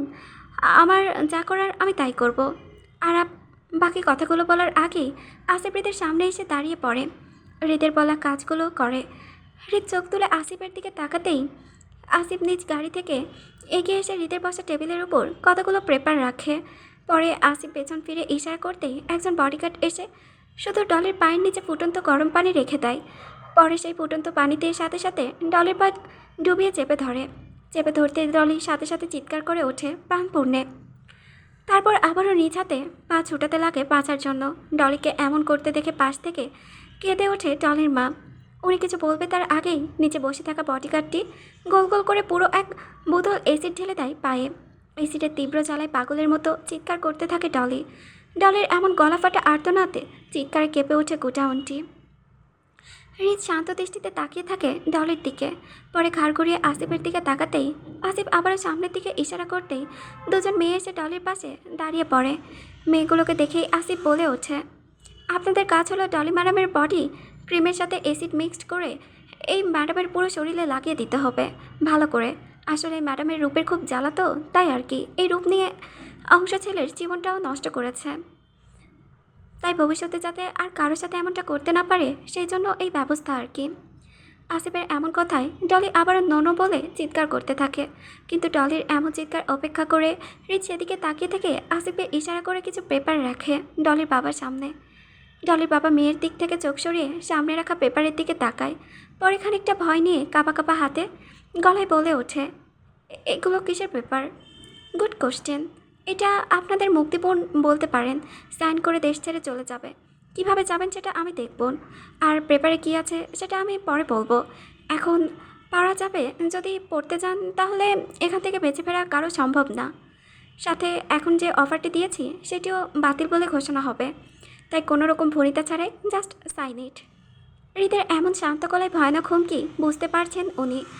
এখন যদি হৃদের কথা মতো কাজ না করে তাহলে সত্যি সত্যি হৃদ সবাইকে মেরে দেবে। সাথে নিজের মেয়ের করুণ অবস্থাটা উনি নিজ চোখে দেখতে পারছেন না। করুণ চোখে সবাইকে এক পলক দেখে নিয়ে আস্তে করে পেপারগুলোতে সাইন করে দেয়। সাইন করতেই আসিফ সেগুলো নিয়ে হৃদের হাতে তুলে দেয়। হৃদ পেপারগুলোকে এক পলক দেখে নিয়ে আপন মনে বলে ওঠে, ডলি তোর তো খুব পছন্দ টাকা, পাওয়ার, সৌন্দর্য, তাই না? তার জন্য তো আমার বউকে মারতে চেয়েছিলি, কারণ এই সব কিছুই আমার কাছে আছে। তাই এখন তোর কাছে তো কিছুই নেই, টাকা, পাওয়ার, সৌন্দর্য সবটাই হারালি তুই। তোর সৌন্দর্য আমি এসিড দিয়ে পুড়িয়ে নষ্ট করে দিয়েছি, সাথে তোর টাকা আর পাওয়ার তোর বাবার সব এখন এই পেপারগুলোতে সাইন করে অনাথ আশ্রমে দিয়ে দিয়েছি। তোর জন্য কিছুই তো রাখিনি। এবার তোর কী হবে রে? তোর বাবা খুব দয়ালু, বুঝলি? তোর বাবার মাধ্যমে জীবনের প্রথম আমি কোনো ভালো কাজ করেছি, অনাথ আশ্রমে দান করে। নয়তো এমন ভালো কাজগুলো কখনোই আমার সাথে যায় না, তাই সবগুলো দান দাদা দাদি করে থাকতো। তুই তো জানিস আমিটা কেমন খুবই বাজে। আচ্ছা, আমার এমন উন্নতিটা কি হৃদের মাধ্যমে এসেছে? সারাদিনের ব্যস্ততা ও ক্লান্তিময় হয়ে রাত 10টা নাগাদ বাড়িতে ফিরেছে হৃদ। ক্লান্তিতে তিক্ত হয়ে ড্রয়িং রুমে দাঁড়িয়ে শূন্য চোখে শান্ত দৃষ্টিতে চারিপাশ চোখ বুলিয়ে নেয়। আশেপাশে জনশূন্য হয়ে কাউকে দেখতে না পেয়ে কপাল কুঁচকে এলো হৃদের। এই অসময়ে বাড়ির সবাই যাবে কোথায়? কথাটি ভাবতেই কাউকে জিজ্ঞেস করবে বলে ভেবেও থেমে যায় হৃদ। সারাদিনের ব্যস্ততায় শরীরটা ক্লান্তিতে রিরি করছে খুব, তাই এই মুহূর্তে একটা লম্বা শাওয়ার নেওয়া দরকার। পরে না হয় আসিফকে কল করে জিজ্ঞেস করা যাবে বাড়ির সবাই কোথায়। কথাটা ভেবেই দুপদাপ পা ফেলে নিজের রুমে ওপরে চলে গেল লম্বা সময় নিয়ে একটা শাওয়ার নিতে। নিজের রুমে বসে বসে ল্যাপটপে মুখ গুজে 1 ঘন্টা যাবৎ কাজ করে চলেছে হৃদ। আরও খানিকটা সময় ধরে কাজ করার পরেও ঘড়ির দিকে তাকাতেই চোখ পড়ল 12টা নাগাদ সময়কে। এতটা সময় হয়ে যেতে ঘাড় ঘুরিয়ে নিজের রুমের দরজার দিকে তীক্ষ্ণ দৃষ্টিতে তাকায়। এতটা সময় হয়ে গেল অথচ কেউ তাকে ডাকলো না খাবার জন্য। কথাটা ভেবেই উঠে দাঁড়ায় হৃদ। খানিকটা চিন্তিত হয়ে এবার এগিয়ে যায় ড্রয়িং রুমের দিকে। সিঁড়ি বেয়ে নিচে নামার সময়ও কাউকে দেখতেও না পেয়ে কপাল কুঁচকে এলো আবারও। খানিকটা চিন্তিত ভঙ্গিতে কল দেয় আশিককে। পরপর 2বার কল করার পরও আশিক কলটা রিসিভ করে না দেখে একরাশ টেনশন ভর করলো হৃদের মাথায়। সেই টেনশনের রেশ ধরেই রেগেমেগে আবারও কল দেয় আশিককে। পরপর 3বার কলটা করার পর কলটা রিসিভ হয় আশিকের। ওই দিক থেকে আসিফের বলা রিসিভ করে আস্তে করে হ্যালো বলার সাথে সাথে হৃদ খানিকটা রাগ দেখিয়ে উচ্চস্বরে বলল, হারামির বাচ্চা, কই তুই? মরছিস নাকি কোথাও? একটা ফোন ধরতে তোর এত টাইম লাগে কেন? হৃদের হুট করে রেগে যাওয়ায় আশিক খানিকটা ভয়ে সিটিয়ে যাওয়া অবস্থায় কাচুমাচু করতে করতে আস্তে করে হৃদকে উদ্দেশ্য করে বলে, সরি বস, বড় স্যারের সাথে ছিলাম এতক্ষণ, তাই আপনার কলটা রিসিভ করতে পারিনি। আশিকের এমন উত্তরে সন্তুষ্ট হয়নি হৃদ, তাই আগের মতো রাগী ভাবটা নিজের মধ্যে বজায় রেখে টেনশনে বলে ওঠে, হারামির বাচ্চা, বউ কই আমার সেটা বল। হৃদের এমন ধমকে আশিক খানিকটা ইতস্তত বোধ করে আস্তে করে বলে ওঠে, বস, ম্যাডাম তো আপনার পরিবারের সবার সাথেই আছে এখন। আজকে নিহা ম্যাডামের রিসেপশন পার্টি ছিল, তাই সবাই এখানে এসেছেন। আপনাকেও এখানে আসার জন্য দাদা দাদি অনেকবার কল করেছেন, কিন্তু আপনাকে কেউ ফোনে পায়নি। আশিকের কথায় শান্ত হয় হৃদ। আজকে সকালে ডলি ও তার পরিবারের ঠিকঠাক জায়গায় পৌঁছে দেওয়ার পরে বাকি সারাটা দিন খুব ব্যস্ততায় কাটে হৃদের। আর সেই ব্যস্ততার কারণে ফোনটা যে কখন বন্ধ হয়ে যায় বলতেই পারেনি সে। আজকে যে নিহার রিসেপশন পার্টি ছিল সেটাও সে ভুলে বসেছে। এজন্য মূলত কাউকে বাসায় না দেখায় সে অনেকটা চিন্তিত হয়ে পড়ে। স্বস্তির নিঃশ্বাস ফেলে নিজেকে শান্ত করে গম্ভীর কণ্ঠে আশিক বলল, সবাই কখন আসবে আর কতটা সময় লাগবে আসতে? হৃদের গম্ভীর কণ্ঠ শুনে আশিক ঝটপট করে দ্রুত উত্তরে বলে ওঠে, এই তো আর আধ ঘন্টা লাগবে বস, অলমোস্ট আমরা এসেই পড়েছি। আচ্ছা আয়, আর শোন, তোর ম্যাডাম এখন কী করছে? সারাদিন কোনো পাগলামি বা ঝামেলা করেনি তো কারোর সাথে? বস, ম্যাডাম তো এখন আপনার দাদির সাথেই গাড়িতে বসে আছে, কিন্তু মনে হয় কোনো কারণে ম্যাডাম রাগ করে আছে। আজ সারাটা দিন একটা বারের জন্য আপনার দাদিকে ছেড়ে কোথাও যায়নি, আর না খুশি মনে কারোর সাথে কথা বলেছে। কেমন একটা মনমরা হয়েছিল রিসেপশন পার্টিতে। আশিকের কথাগুলো শুনে হৃদ কিছু না বলে আশিকের কলটা কেটে দিয়ে হালকা কপাল কুঁচকে এক পলক ফোনটার দিকে তাকিয়ে থেকে ভাবতে থাকে, হঠাৎ করে তার বউ এমন মনমরা হয়ে থাকার কারণটা কী হতে পারে। সে চাইলেও তার বউকে কিছু জিজ্ঞেস করতে পারবে না এই মুহূর্তে, কারণ সে ইচ্ছে করে রাগ দেখিয়ে বউ থেকে দূরে দূরে থাকছে সেদিনের পর থেকে। বউ থেকে দূরে থাকলেও বউয়ের প্রতিটা সেকেন্ডের খবর রেখেছে সে পদে পদে। কথাগুলো ভেবে হৃদ আবারও সিঁড়ি পেয়ে উপরে নিজের রুমে চলে যায়। আপাতত তার অন্য কারো হাতে খেতে পছন্দ না। হেনা খান না থাকায় না খেয়ে শুয়ে পড়তে হয় তাকে। সকাল 8টা বাজে। খানবাড়িতে নতুন মেহমানের আমেজ ভরপুর হয়ে আছে। আর এত এত উৎফুল্লতার কারণ হলো নিহা ও ফয়সালকে নিয়ে। ওদের নিয়েই এখন সবাই মহাব্যস্ত আপ্যায়ন করার জন্য। নিহা ও ফয়সালের রিসেপশন পার্টির পর তাদেরকেও আসতে হয় খানবাড়িতে নিয়ম রক্ষার্থে। আর সেই নিয়ম রক্ষার্থে সূত্র ধরেই খানবাড়িতে সবাই এখন এত এত ব্যস্ততার মূল কারণ। মায়া সেই ব্যস্ততার সাথে পাল্লা দিয়ে আড্ডায় মেতে উঠেছে সবাইকে নিয়ে। যদিও মায়ের মন মানসিকতা ভালো নেই, তারপরেও সবার সাথে নিজেকে মানিয়ে নেওয়ার জন্য সেই চেষ্টা চালিয়ে যেতেই আড্ডায় বসতে হয় মায়াকে। নিহা, ফয়সাল, আরিফ, সাহিল, শিক্ষা সবাই একসাথে বসে গল্প করলেও আরিফ সবার থেকে খানিকটা দূরত্ব বজায় রেখেছে। আরিফ সবার সাথে বসে থাকলেও তার মন স্থির করে আছে কাজের মধ্যে সকাল সকাল কিছু জরুরি কাজের জন্য ল্যাপটপ নিয়ে বসে থাকতে হচ্ছে তাকে। এখানে বসে থাকার কোনো ইচ্ছেই ছিল না তার, কিন্তু হেনা খানে জোর বাধ্য হয়ে বসে থাকতে হচ্ছে তাকে। যদিও মাঝে মাঝে চোখ তুলে সবাইকে এক পলক দেখে আবারও কাজে মনস্থির করছে। ফিয়া ঘুম ঘুম চোখে তুলতে তুলতে সিঁড়ি বেয়ে নিচে নেমে সবার সাথে আড্ডায় বসে পড়ল। ঘুমের রেস্টটা কাটাতে না পারায় জন্য হালকা হালকা ঝিমাচ্ছে, কারণ সকাল সকাল হেনা খান সবাইকে ডেকে তুলে দিচ্ছেন। তাই ঘুমটা সম্পূর্ণ না হওয়ার কারণে এখন তাকে সবার মনের মাঝে মাঝে ঝিমাইতেই হচ্ছে। ফিয়া ঘুম ঘুম চোখে তুলতে তুলতে সিঁড়ি বেয়ে নিচে নামার সময় আরে বেখেয়ালিভাবেই সিঁড়ির দিকে হঠাৎ চোখ ফিরে যায়। ফিয়াকে নিচে নামতে দেখে এক দৃষ্টিতে তাকিয়ে থাকে ফিয়ার ঘুম চূড়ানো চোখ মুখের দিকে। কিছুক্ষণ তাকিয়ে থাকার পর আস্তে করে নিজের চোখ সরিয়ে আবার ল্যাপটপে তাকায়। ফিহা গিয়ে বেখেয়ালিভাবে সাহিলের পাশে বসে পড়তেই চোখ তুলে তাকায় সাহিল ফিহার দিকে। কিছুক্ষণ তাকিয়ে থাকার পর সবার সামনেই সাহিল ফিহাকে উদ্দেশ্য করে বলে ওঠে, গুড মর্নিং। সাহিলের এমন কথায় ফিহা হালকা হেসে তাকিয়ে থেকে মিষ্টি করে বলে ওঠে, গুড মর্নিং। কি ঘুমের রেস্টটা কি এখনও কাটেনি? তেমন কিছু না, ওই একটু আর কি, সকাল সকাল উঠতে হয়েছে তো তাই আর কি। তাই বুঝি? তবে আপনি চাইলে আমি আপনার এই ঘুমের রেস্টটা কাটাতে পারি। তার জন্য আপনাকে কষ্ট করে আমার সাথে বাগানে হেঁটে যেতে হবে। কি যাবেন? সাহিলের এমন কথায় কপাল কুঁচকে তাকায় ফিহা, পরে সন্দেহ দৃষ্টিতে তাকিয়ে থেকে বলে ওঠে, আচ্ছা তাই। আপনি কি আমার ঘুমটা কাটাতে চাইছেন, নাকি নিজেকে বোরিং ফিল করা থেকে বাঁচাতে চাইছেন? কোনটা? নাম দিচ্ছেন আমার আর কাজ হচ্ছে আপনার। ফিহার এমন কথাই সাহিল খুব মিষ্টি করে লাজুক ভঙ্গিতে বলে ওঠে, ওই আর কি, আমরাই তো, বুঝতে পারছেন না কেন? আপনি আমাকে কোম্পানি দিবেন আর আমি আপনাকে এন্টারটেনমেন্ট করব, সিম্পল। সাহিলের কথা হেসে ওঠে ফিহা, সম্মতি জানিয়ে উঠে দাঁড়িয়ে পড়ে ফিহা, সাথে সাথে সাহিলও উঠে দাঁড়ায় দুজন একসাথে বাগানে যাওয়ার জন্য। ফিহা সাহিলকে নিয়ে বাইরে যাওয়ার সময় চোখে পড়ে ড্রয়িং রুমের এক কোণায় আরিফকে ল্যাপটপ নিয়ে বসে থাকতে। আরিফ যদিও কাজের জন্য বসেছিল, কিন্তু সাহিল আর ফিহার কথায় তীক্ষ্ণ দৃষ্টিতে তাকিয়ে থাকে তাদের দুজনের দিকে কাজ রেখে।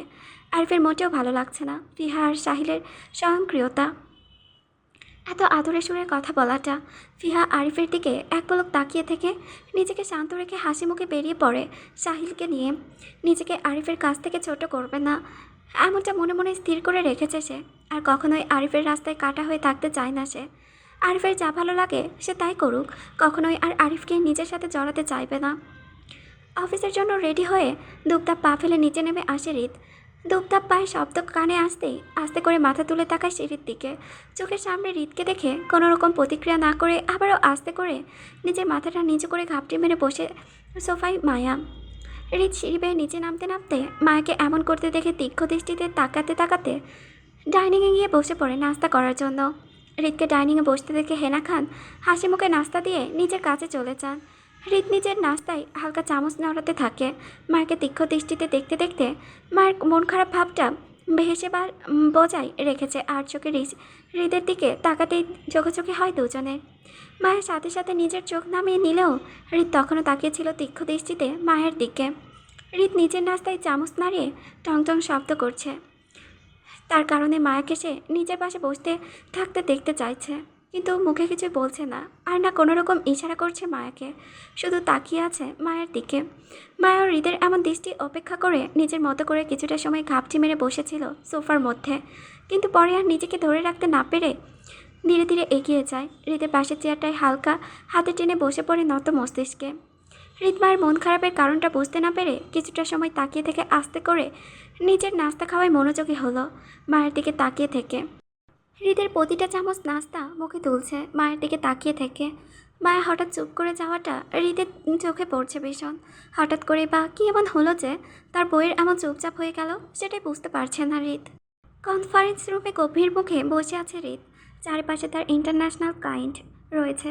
মূলত তাদের সাথে জরুরি ভিত্তিতে বসে আর্জেন্ট মিটিং করছে হৃদ। এই মুহূর্তে এখানে শারীরিকভাবে বসে থাকলেও নিজের মানসিকভাবে অনেকটাই আহত হচ্ছে সে। রাগে সারা শরীর রিরি করছে, চোখ মুখ শক্ত লাল বর্ণ ধারণ করেছে। মুহূর্তে শরীরটা যেন বারবার কেঁপে কেঁপে উঠছে। রাগে ইচ্ছে করছে সব কিছু গুলিয়ে ধ্বংস করে দিতে। যেখানে মনটা জ্বলে পুড়ে যাচ্ছে সেখানে শূন্য দেহটা উপস্থিত থেকে কি হবে কাজ করে।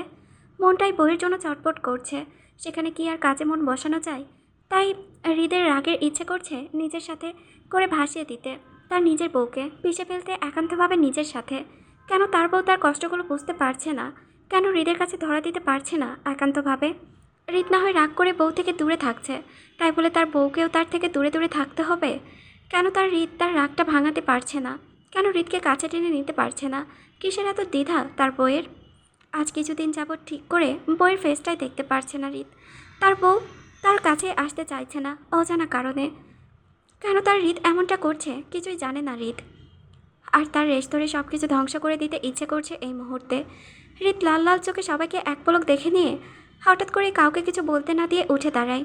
হৃদকে হঠাৎ করে উঠে দাঁড়াতে দেখে সবাই শান্ত দৃষ্টিতে তাকায় তার দিকে, কি হয়েছে জানতে চাওয়ার জন্য। হৃদের দিকে ভালো করে তাকাতেই মুহূর্তে সবার চোখে পড়ল হৃদের লাল লাল চোখ জোড়া, যা দেখে সবাই চমকে উঠে চুপ করে যায়। আসিফ দ্রুত এগিয়ে এসে হৃদকে কিছু জিজ্ঞাসা করতে যাবে, তার আগে কেউ একজন পাগল পাগল হয়ে কনফারেন্স রুমের দরজা দিয়ে প্রবেশ করে। আকস্মিক ঘটনায় সবাই চমকে ওঠে, দরজার দিকে তাকায়। কেউ দরজায় দাঁড়িয়ে থাকা মানুষটিকে চিনতে না পারলেও হৃদ মানুষটিকে দেখে খানিকটা চমকে ওঠে। আস্তে করে স্পষ্ট স্বরে বলে ওঠে, হৃদ। মায়া পাগল পাগল হয়ে কনফারেন্স রুমে ঢুকে অস্থির চোখে আশেপাশে চোখ ঘুরিয়ে হৃদকে খুঁজে চলেছে। চোখের সামনে হৃদকে দাঁড়িয়ে থাকতে দেখে কিছুই বুঝে উঠতে না পেরে হিতাহিত জ্ঞান হারিয়ে হৃদের থেকে প্রাণপণে দৌড়ে দিতে নিবে, তার আগে পেছন থেকে সিকিউরিটি গার্ড মায়ের এক হাত আঁকড়ে ধরে হৃদের কাছে যেতে না পারে। মায়ের সিকিউরিটি গার্ড থেকে দ্রুত নিজের হাতটা ছড়িয়ে নিতে চাই, হৃদের কাছে যেতে চায় বলে হৃদ সবটা দেখে রাগে চড়ে হাঁক ছাড়ে চিৎকার করে সিকিউরিটি গার্ডকে উদ্দেশ্য করে বলে উঠছে, আই ওর হাত ছাড় হারামির বাচ্চা, জানে বাঁচতে চাইলে। হৃদের এমন চিৎকার করে হাঁক ছেড়ে কথায় উপস্থিত সবাই কেঁপে ওঠে ভয়ানকভাবে। থমথমে পরিবেশে সবাই চুপ করে যায় আর সিকিউরিটি গার্ডটি ভয়ে সেটিয়ে যায়। মুহূর্তে কি হয়েছে কিছু বুঝতে না পেরে আস্তে করে মায়া হাতটা ছেড়ে দেয় ভয়ে ভয়ে। ছাড়া পেয়ে সাথে সাথে মায়া হিতাহিত জ্ঞান হারিয়ে পাগল পাগল হয়ে প্রাণপণে দৌড়ে মুহূর্তেই হৃদের উপর ঝাঁপিয়ে পড়ে।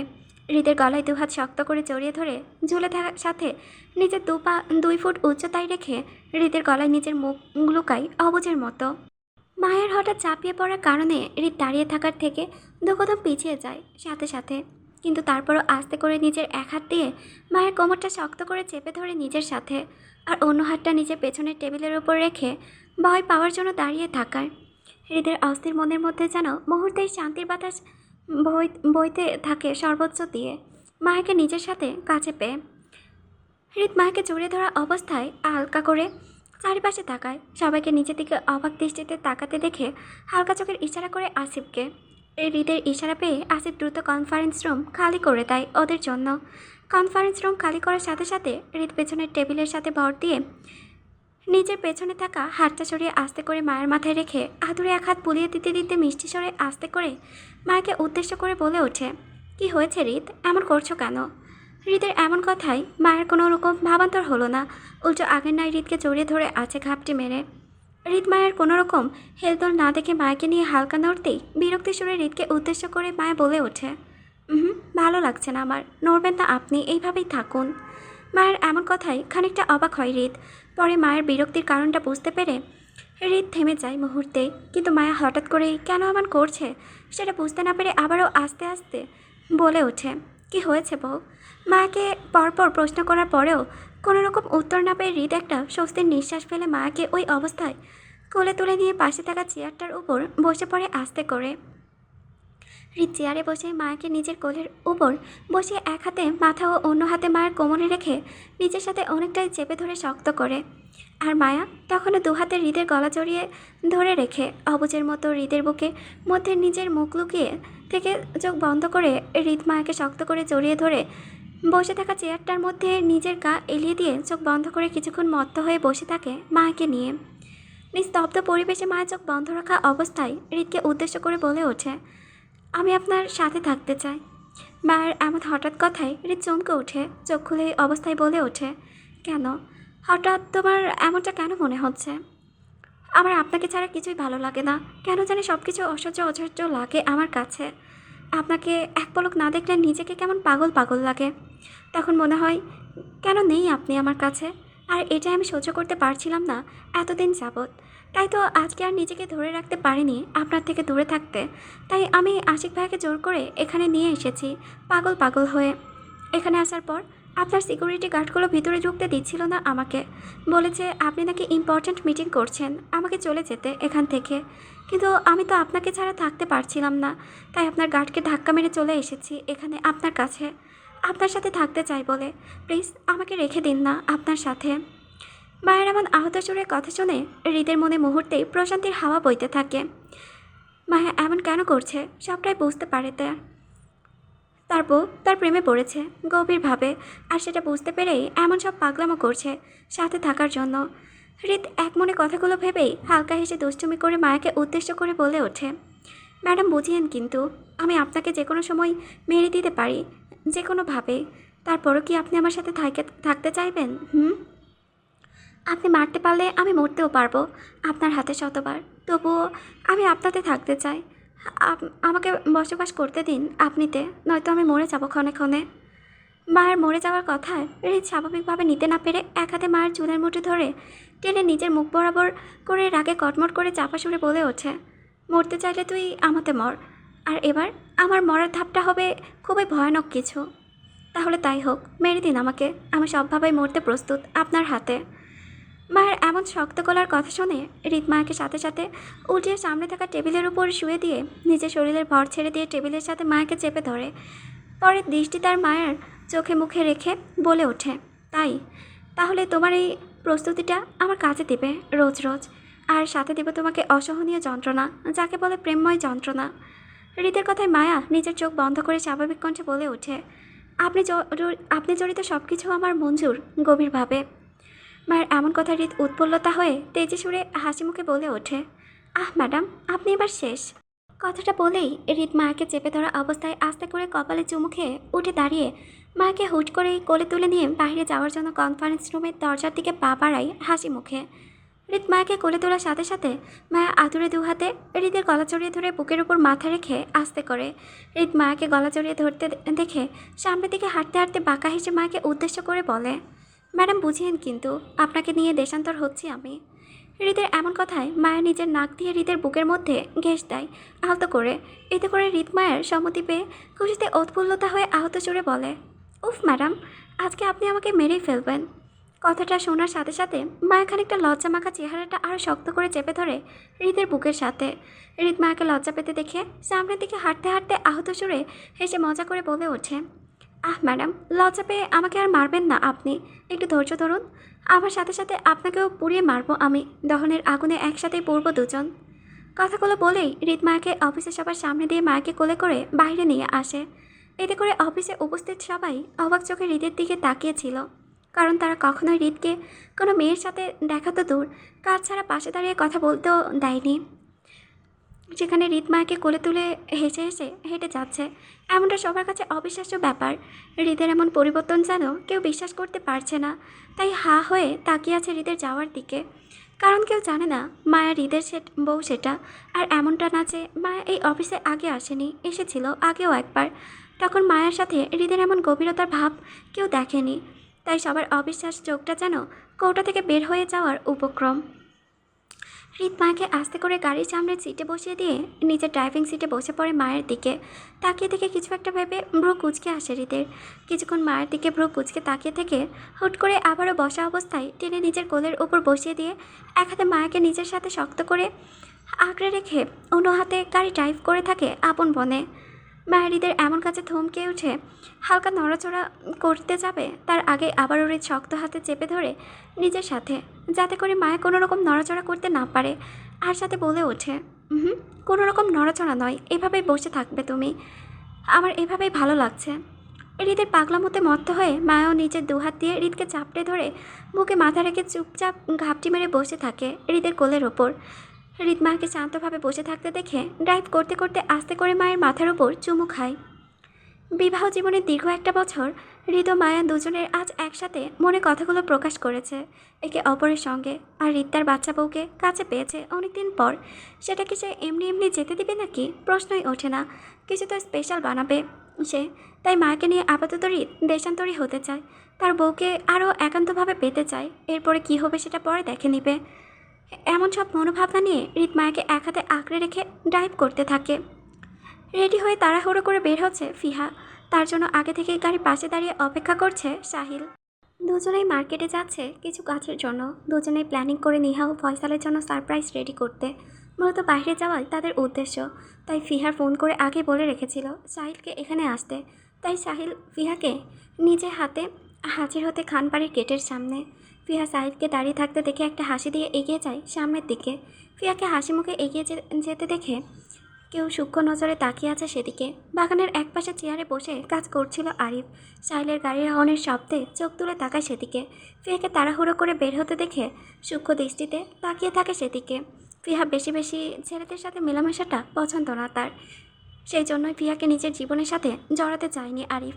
আরিফের ধারণা ফিহাও বিদেশি মেয়েদের মতো প্রেম ভালোবাসায় বিশ্বাসী নয়, শুধু মজা করে সবটা উড়িয়ে দেওয়াতে বিশ্বাস স্থাপন করে।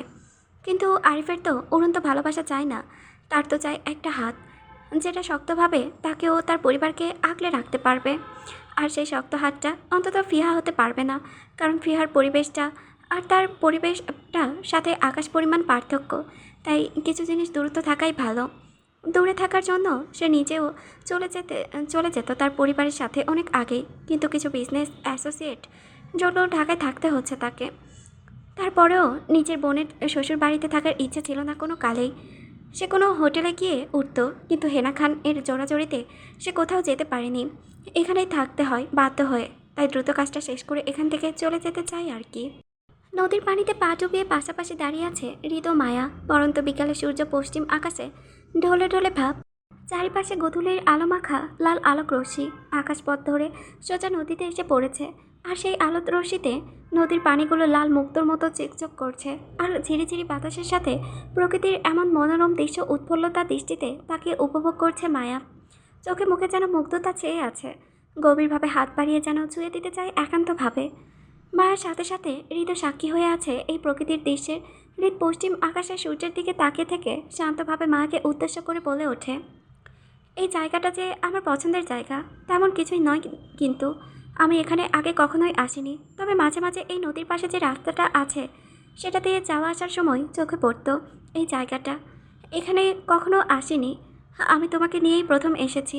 তারও একটা কারণ আছে, আমি চাই আমাদের সব কিছু আমি প্রকৃতি থেকে শুরু করি, কারণ তোমাকে আমার কাছে এই প্রকৃতি নিয়েই এসেছে। আমি এই প্রকৃতির কাছে ঋণী হয়ে আছি, নিজের ঋণ শোধ করতে মূলত আসা এখানে। কথাগুলো বলেই হৃদ মায়ের দিকে তাকিয়ে মায়াও সাথে সাথে হৃদের দিকে ফিরে তাকায়। দুজন দুজনের দিকে তাকিয়ে থাকার পর হৃদ আস্তে করে মাকে টেনে নিজের কাছে নিয়ে আসে। পেছন থেকে মাকে নিজের সাথে জড়িয়ে ধরে মায়ের কাঁধে নিচে থুতনি রাখে। মায়ের হৃদের এমন কাজে সুমতি জানিয়ে চুপচাপ দাঁড়িয়ে থাকে হৃদের বুকের সাথে নিজের পিঠ ঠেকিয়ে। পরে হৃদের সামনের দিকে তাকিয়ে থেকে আবারও বলে ওঠে, তুমি আমার লাইফের সবচেয়ে বড় পাওয়া। দাদা দাদি তোমাকে জোর করে বিয়ে দিলেও এখন ইচ্ছে করে তাদেরকে সালাম করতে। আমি কখনোই ভাবিনি তুমি আমার লাইফে এতটা ইম্পর্টেন্স হয়ে যাবে। তোমাকে ছাড়া আমি নিজেকে চিন্তা করতে পারি না। আমার এমন মনে হয় আমি মরলেও তোমাকে সাথে করে নিয়ে মরবো, তবুও তোমাকে রেখে কোথাও যাব না আমি। তোমাতে যে কতটা আসক্ত আমি তা আল্লাহ ভালো জানে। অবশ্য তোমাকে দেখার পর দিন থেকেই আসক্ত ছিলাম আমি, আর এখন পাগল হয়ে গেছে পুরোপুরিভাবে। এখন আমার অবুঝ বউ কি তার পাগল স্বামীর পাগলামোগুলো ভালোবেসে সহ্য করে নিতে পারবে? মায়ের কথাগুলো শুনে মুহূর্তে উল্টো করে জাপটে ধরে হৃদের বুকে নিজের মাথা রেখে শক্ত করে কাতর কণ্ঠে বলে ওঠে, আমি পারবো, আমি সব পারবো। আমি আপনার সাথে মরতেও পারবো। আমি শুধু আপনাকে চাই, অনেক অনেক অনেকটাই চাই আপনাকে। মায়ের এমন কাতর কণ্ঠ শুনে হৃদ নিজের দুহাতে মাকে জড়িয়ে ধরে শক্ত করে পরে প্রশান্তির নিঃশ্বাস ফেলে। চুপ থেকে দুজন কিছুক্ষণ পরে হৃদ নিজের দুহাত মায়ের গাল আঁকড়ে ধরে কপালে আলতো করে একটা চুমু খায়। হৃদের চুমু খাওয়ার সাথে সাথে মায়া নিজের চোখ বন্ধ করে নেয় আপনা আপনি। মায়াকে চোখ বন্ধ করে রাখতে দেখে হৃদ দুষ্টু এসে মজা করে বলে ওঠে, বউ কি আরও আদর পেতে চায় নাকি? হৃদের এমন কথায় মায়ের সাথে সাথে নিজের চোখ তুলে তাকাই হৃদের দিকে। হৃদ কি বলতে চাইছে কিছু বুঝতে না পেরে অসহায় ফেস করে তাকিয়ে থাকে। হৃদ মায়ের এমন দৃষ্টির মানে বুঝতে পেরে হেসে আবারও বলে ওঠে, চোখ বন্ধ করে রেখেছ যে তুমি কি শ্বাসরুদ্ধকর রোগে আক্রান্ত হতে চাও নাকি? মানে তোমার কি এখন আরও আদর লাগবে আমার থেকে? চাইলে দিতে পারি আমি। কি বলো, দিব? আচ্ছা তুমি কি বাকি কাজগুলো এখানে সারতে চাও নাকি?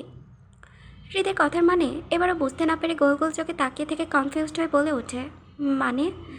মায়াকে মানে মানে করতে দেখে হৃদ আস্তে করে মায়ের কানের কাছে ফিসফিস করে বলে ওঠে, মানে চুমু খাবো।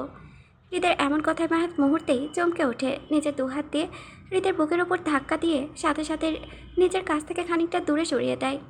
পরে নদীর অল্প পানিতে এলোমেলোভাবে দৌড়াতে থাকে হাসতে হাসতে। আকস্মিক ঘটনায় তাল সামলাতে না পেরে দু কদম পিছিয়ে যায় হৃদ। মায়াকে নদীর উপর এলোমেলোভাবে দৌড়াতে দেখে সাথে মায়ের হাসির ঝলকানো শব্দে হৃদের সাথে সাথে নিজের বাম হাত দিয়ে বুকের বাম পাশের হৃৎপিণ্ডটা চেপে ধরে শক্ত করে পরে মায়ের দিকে তাকিয়ে থেকে আহত সুরে বলে ওঠে, আহ মরে যাব। কথাটা বলেই সাথে সাথে হৃদ মায়ের পেছন পেছন দৌড়াতে থাকে মায়াকে ধরার জন্য। পানির ওপর দুজনের লাগামহীন ছুটোছুটির পর হৃদ হাত বাড়িয়ে মায়াকে ধরে ফেলে। পরে শক্ত হাতে পেছন থেকে মায়ের কোমর চেপে ধরে মায়াকে উপরে তুলে গোল গোল ঘুরে মায়াকে নিজের জায়গায় আস্তে করে বসে পড়ে পানির উপর। দুজন দুজনাতে মত্ত হয়ে চুপটি করে থেকে হৃদ মায়ের ঘাড়ে লেপটে থাকা ভেজা চুলগুলো আলতো করে হাতে সরিয়ে দিয়ে নিজের মুখ ডুবিয়ে গম্ভীরভাবে চুমু খায়। হৃদের এমন কাছে মায়া মুহূর্তেই বারবার কেঁপে কেঁপে উঠছে বসে থাকা অবস্থায়। হৃদ মায়াতে মত্ত হয়ে পরপর ডিপলি কিস করছে গাড়ির ওপর। এমতো অবস্থায় লাউডলি ফোন বেজে ওঠে হৃদের। ফোনের রিংটংয়ের শব্দে দুজনে চমকে ওঠে। সাথে সাথে মায়ের হৃদ থেকে দূরে সরতে চাইলে হৃদ শক্ত হাতে আঁকড়ে রেখে রাগে কটমট করতে করতে নিজের পকেট থেকে ফোন বের করে। হৃদের এমন একান্ত সময়ে মোটেও ডিস্টার্বনেস পছন্দ না।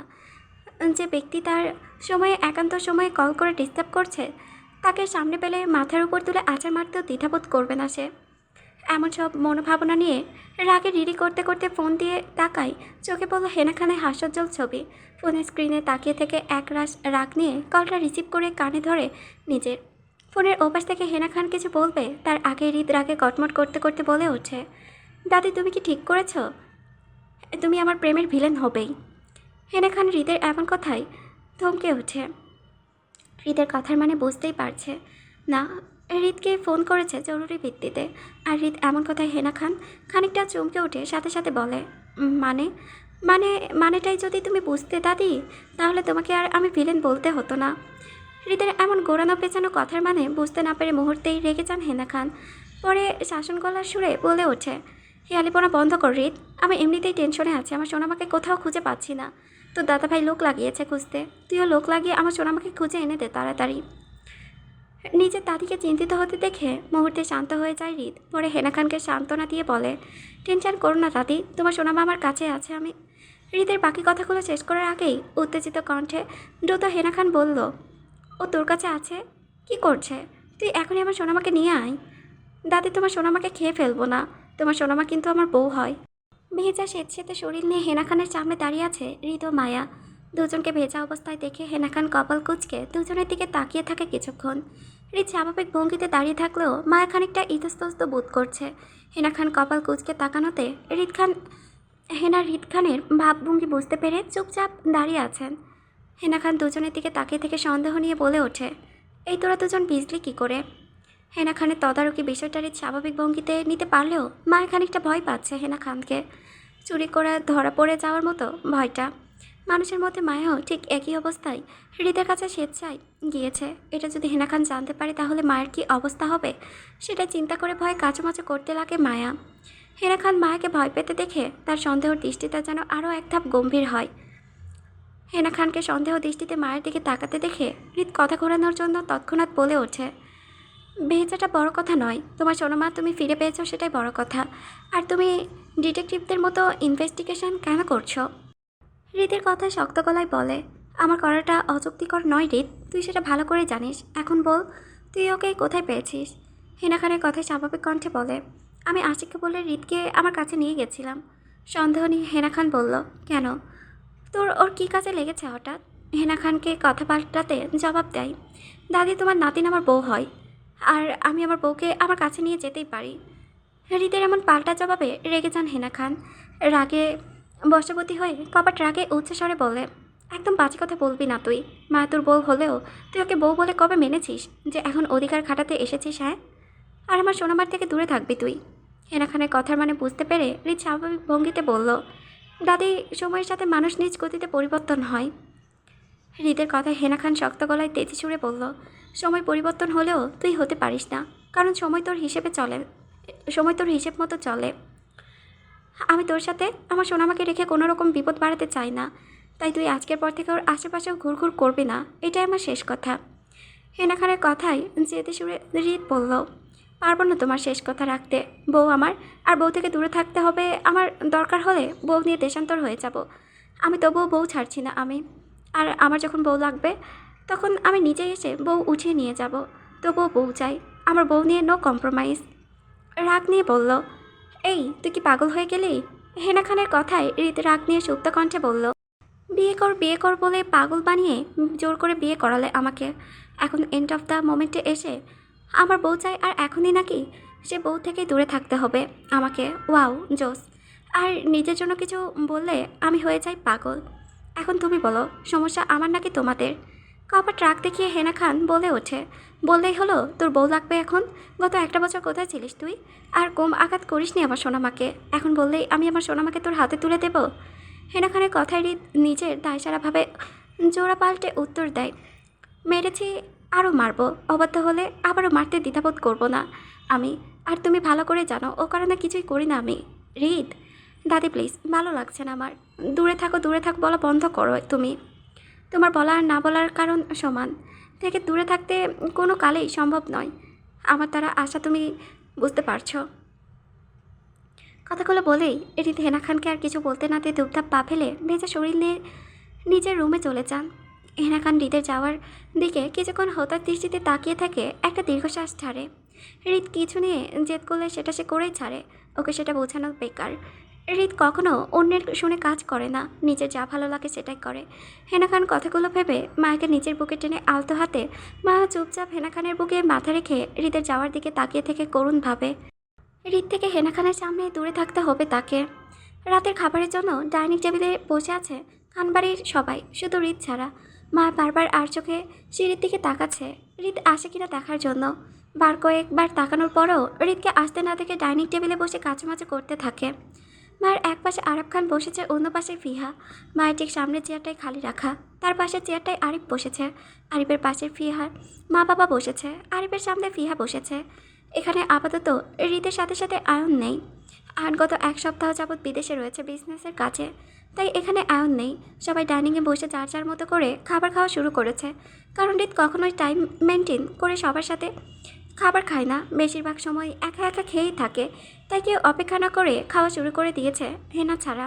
হেনা খান কখনোই হৃদকে ছাড়া খাবার খায় না। হৃদের জন্মের পর থেকে হেনা খানই হৃদকে মানুষ করেছে, আর হৃদের জন্য তার ভালোবাসাও অপরিসীম। হেনা খানের সব কিছু একদিকে আর হৃদ অন্যদিকে। হেনা খান মায়াকে নিয়ে হৃদের সাথে ঝগড়া করে, কারণ হৃদের অনেক রাগ, আর সেই রাগের শিকার হয়ে মায়াকে, তাই উনি হৃদের রাগ থেকে মায়াকে বাঁচানোর জন্য দূরে থাকতে চায় দুজনকেই। মায়া অনেকটাই অবুঝ, বর্তমান দুনিয়া সম্পর্কে কোনো ধারণা নেই ওর। হেনা খান সার্ভেন্ট দিয়ে সবাইকে খাবার বেড়ে দিচ্ছে, এমন সময় সিঁড়ি বেয়ে ধূপধাপ পা ফেলে শব্দ করে নিচে নেমে আসে হৃদ। হৃদকে নিচে নামতে দেখে মা চমকে উঠে সেদিকে তাকায়, আর সাথে সাথে চোখ পড়ল হৃদের দিকে।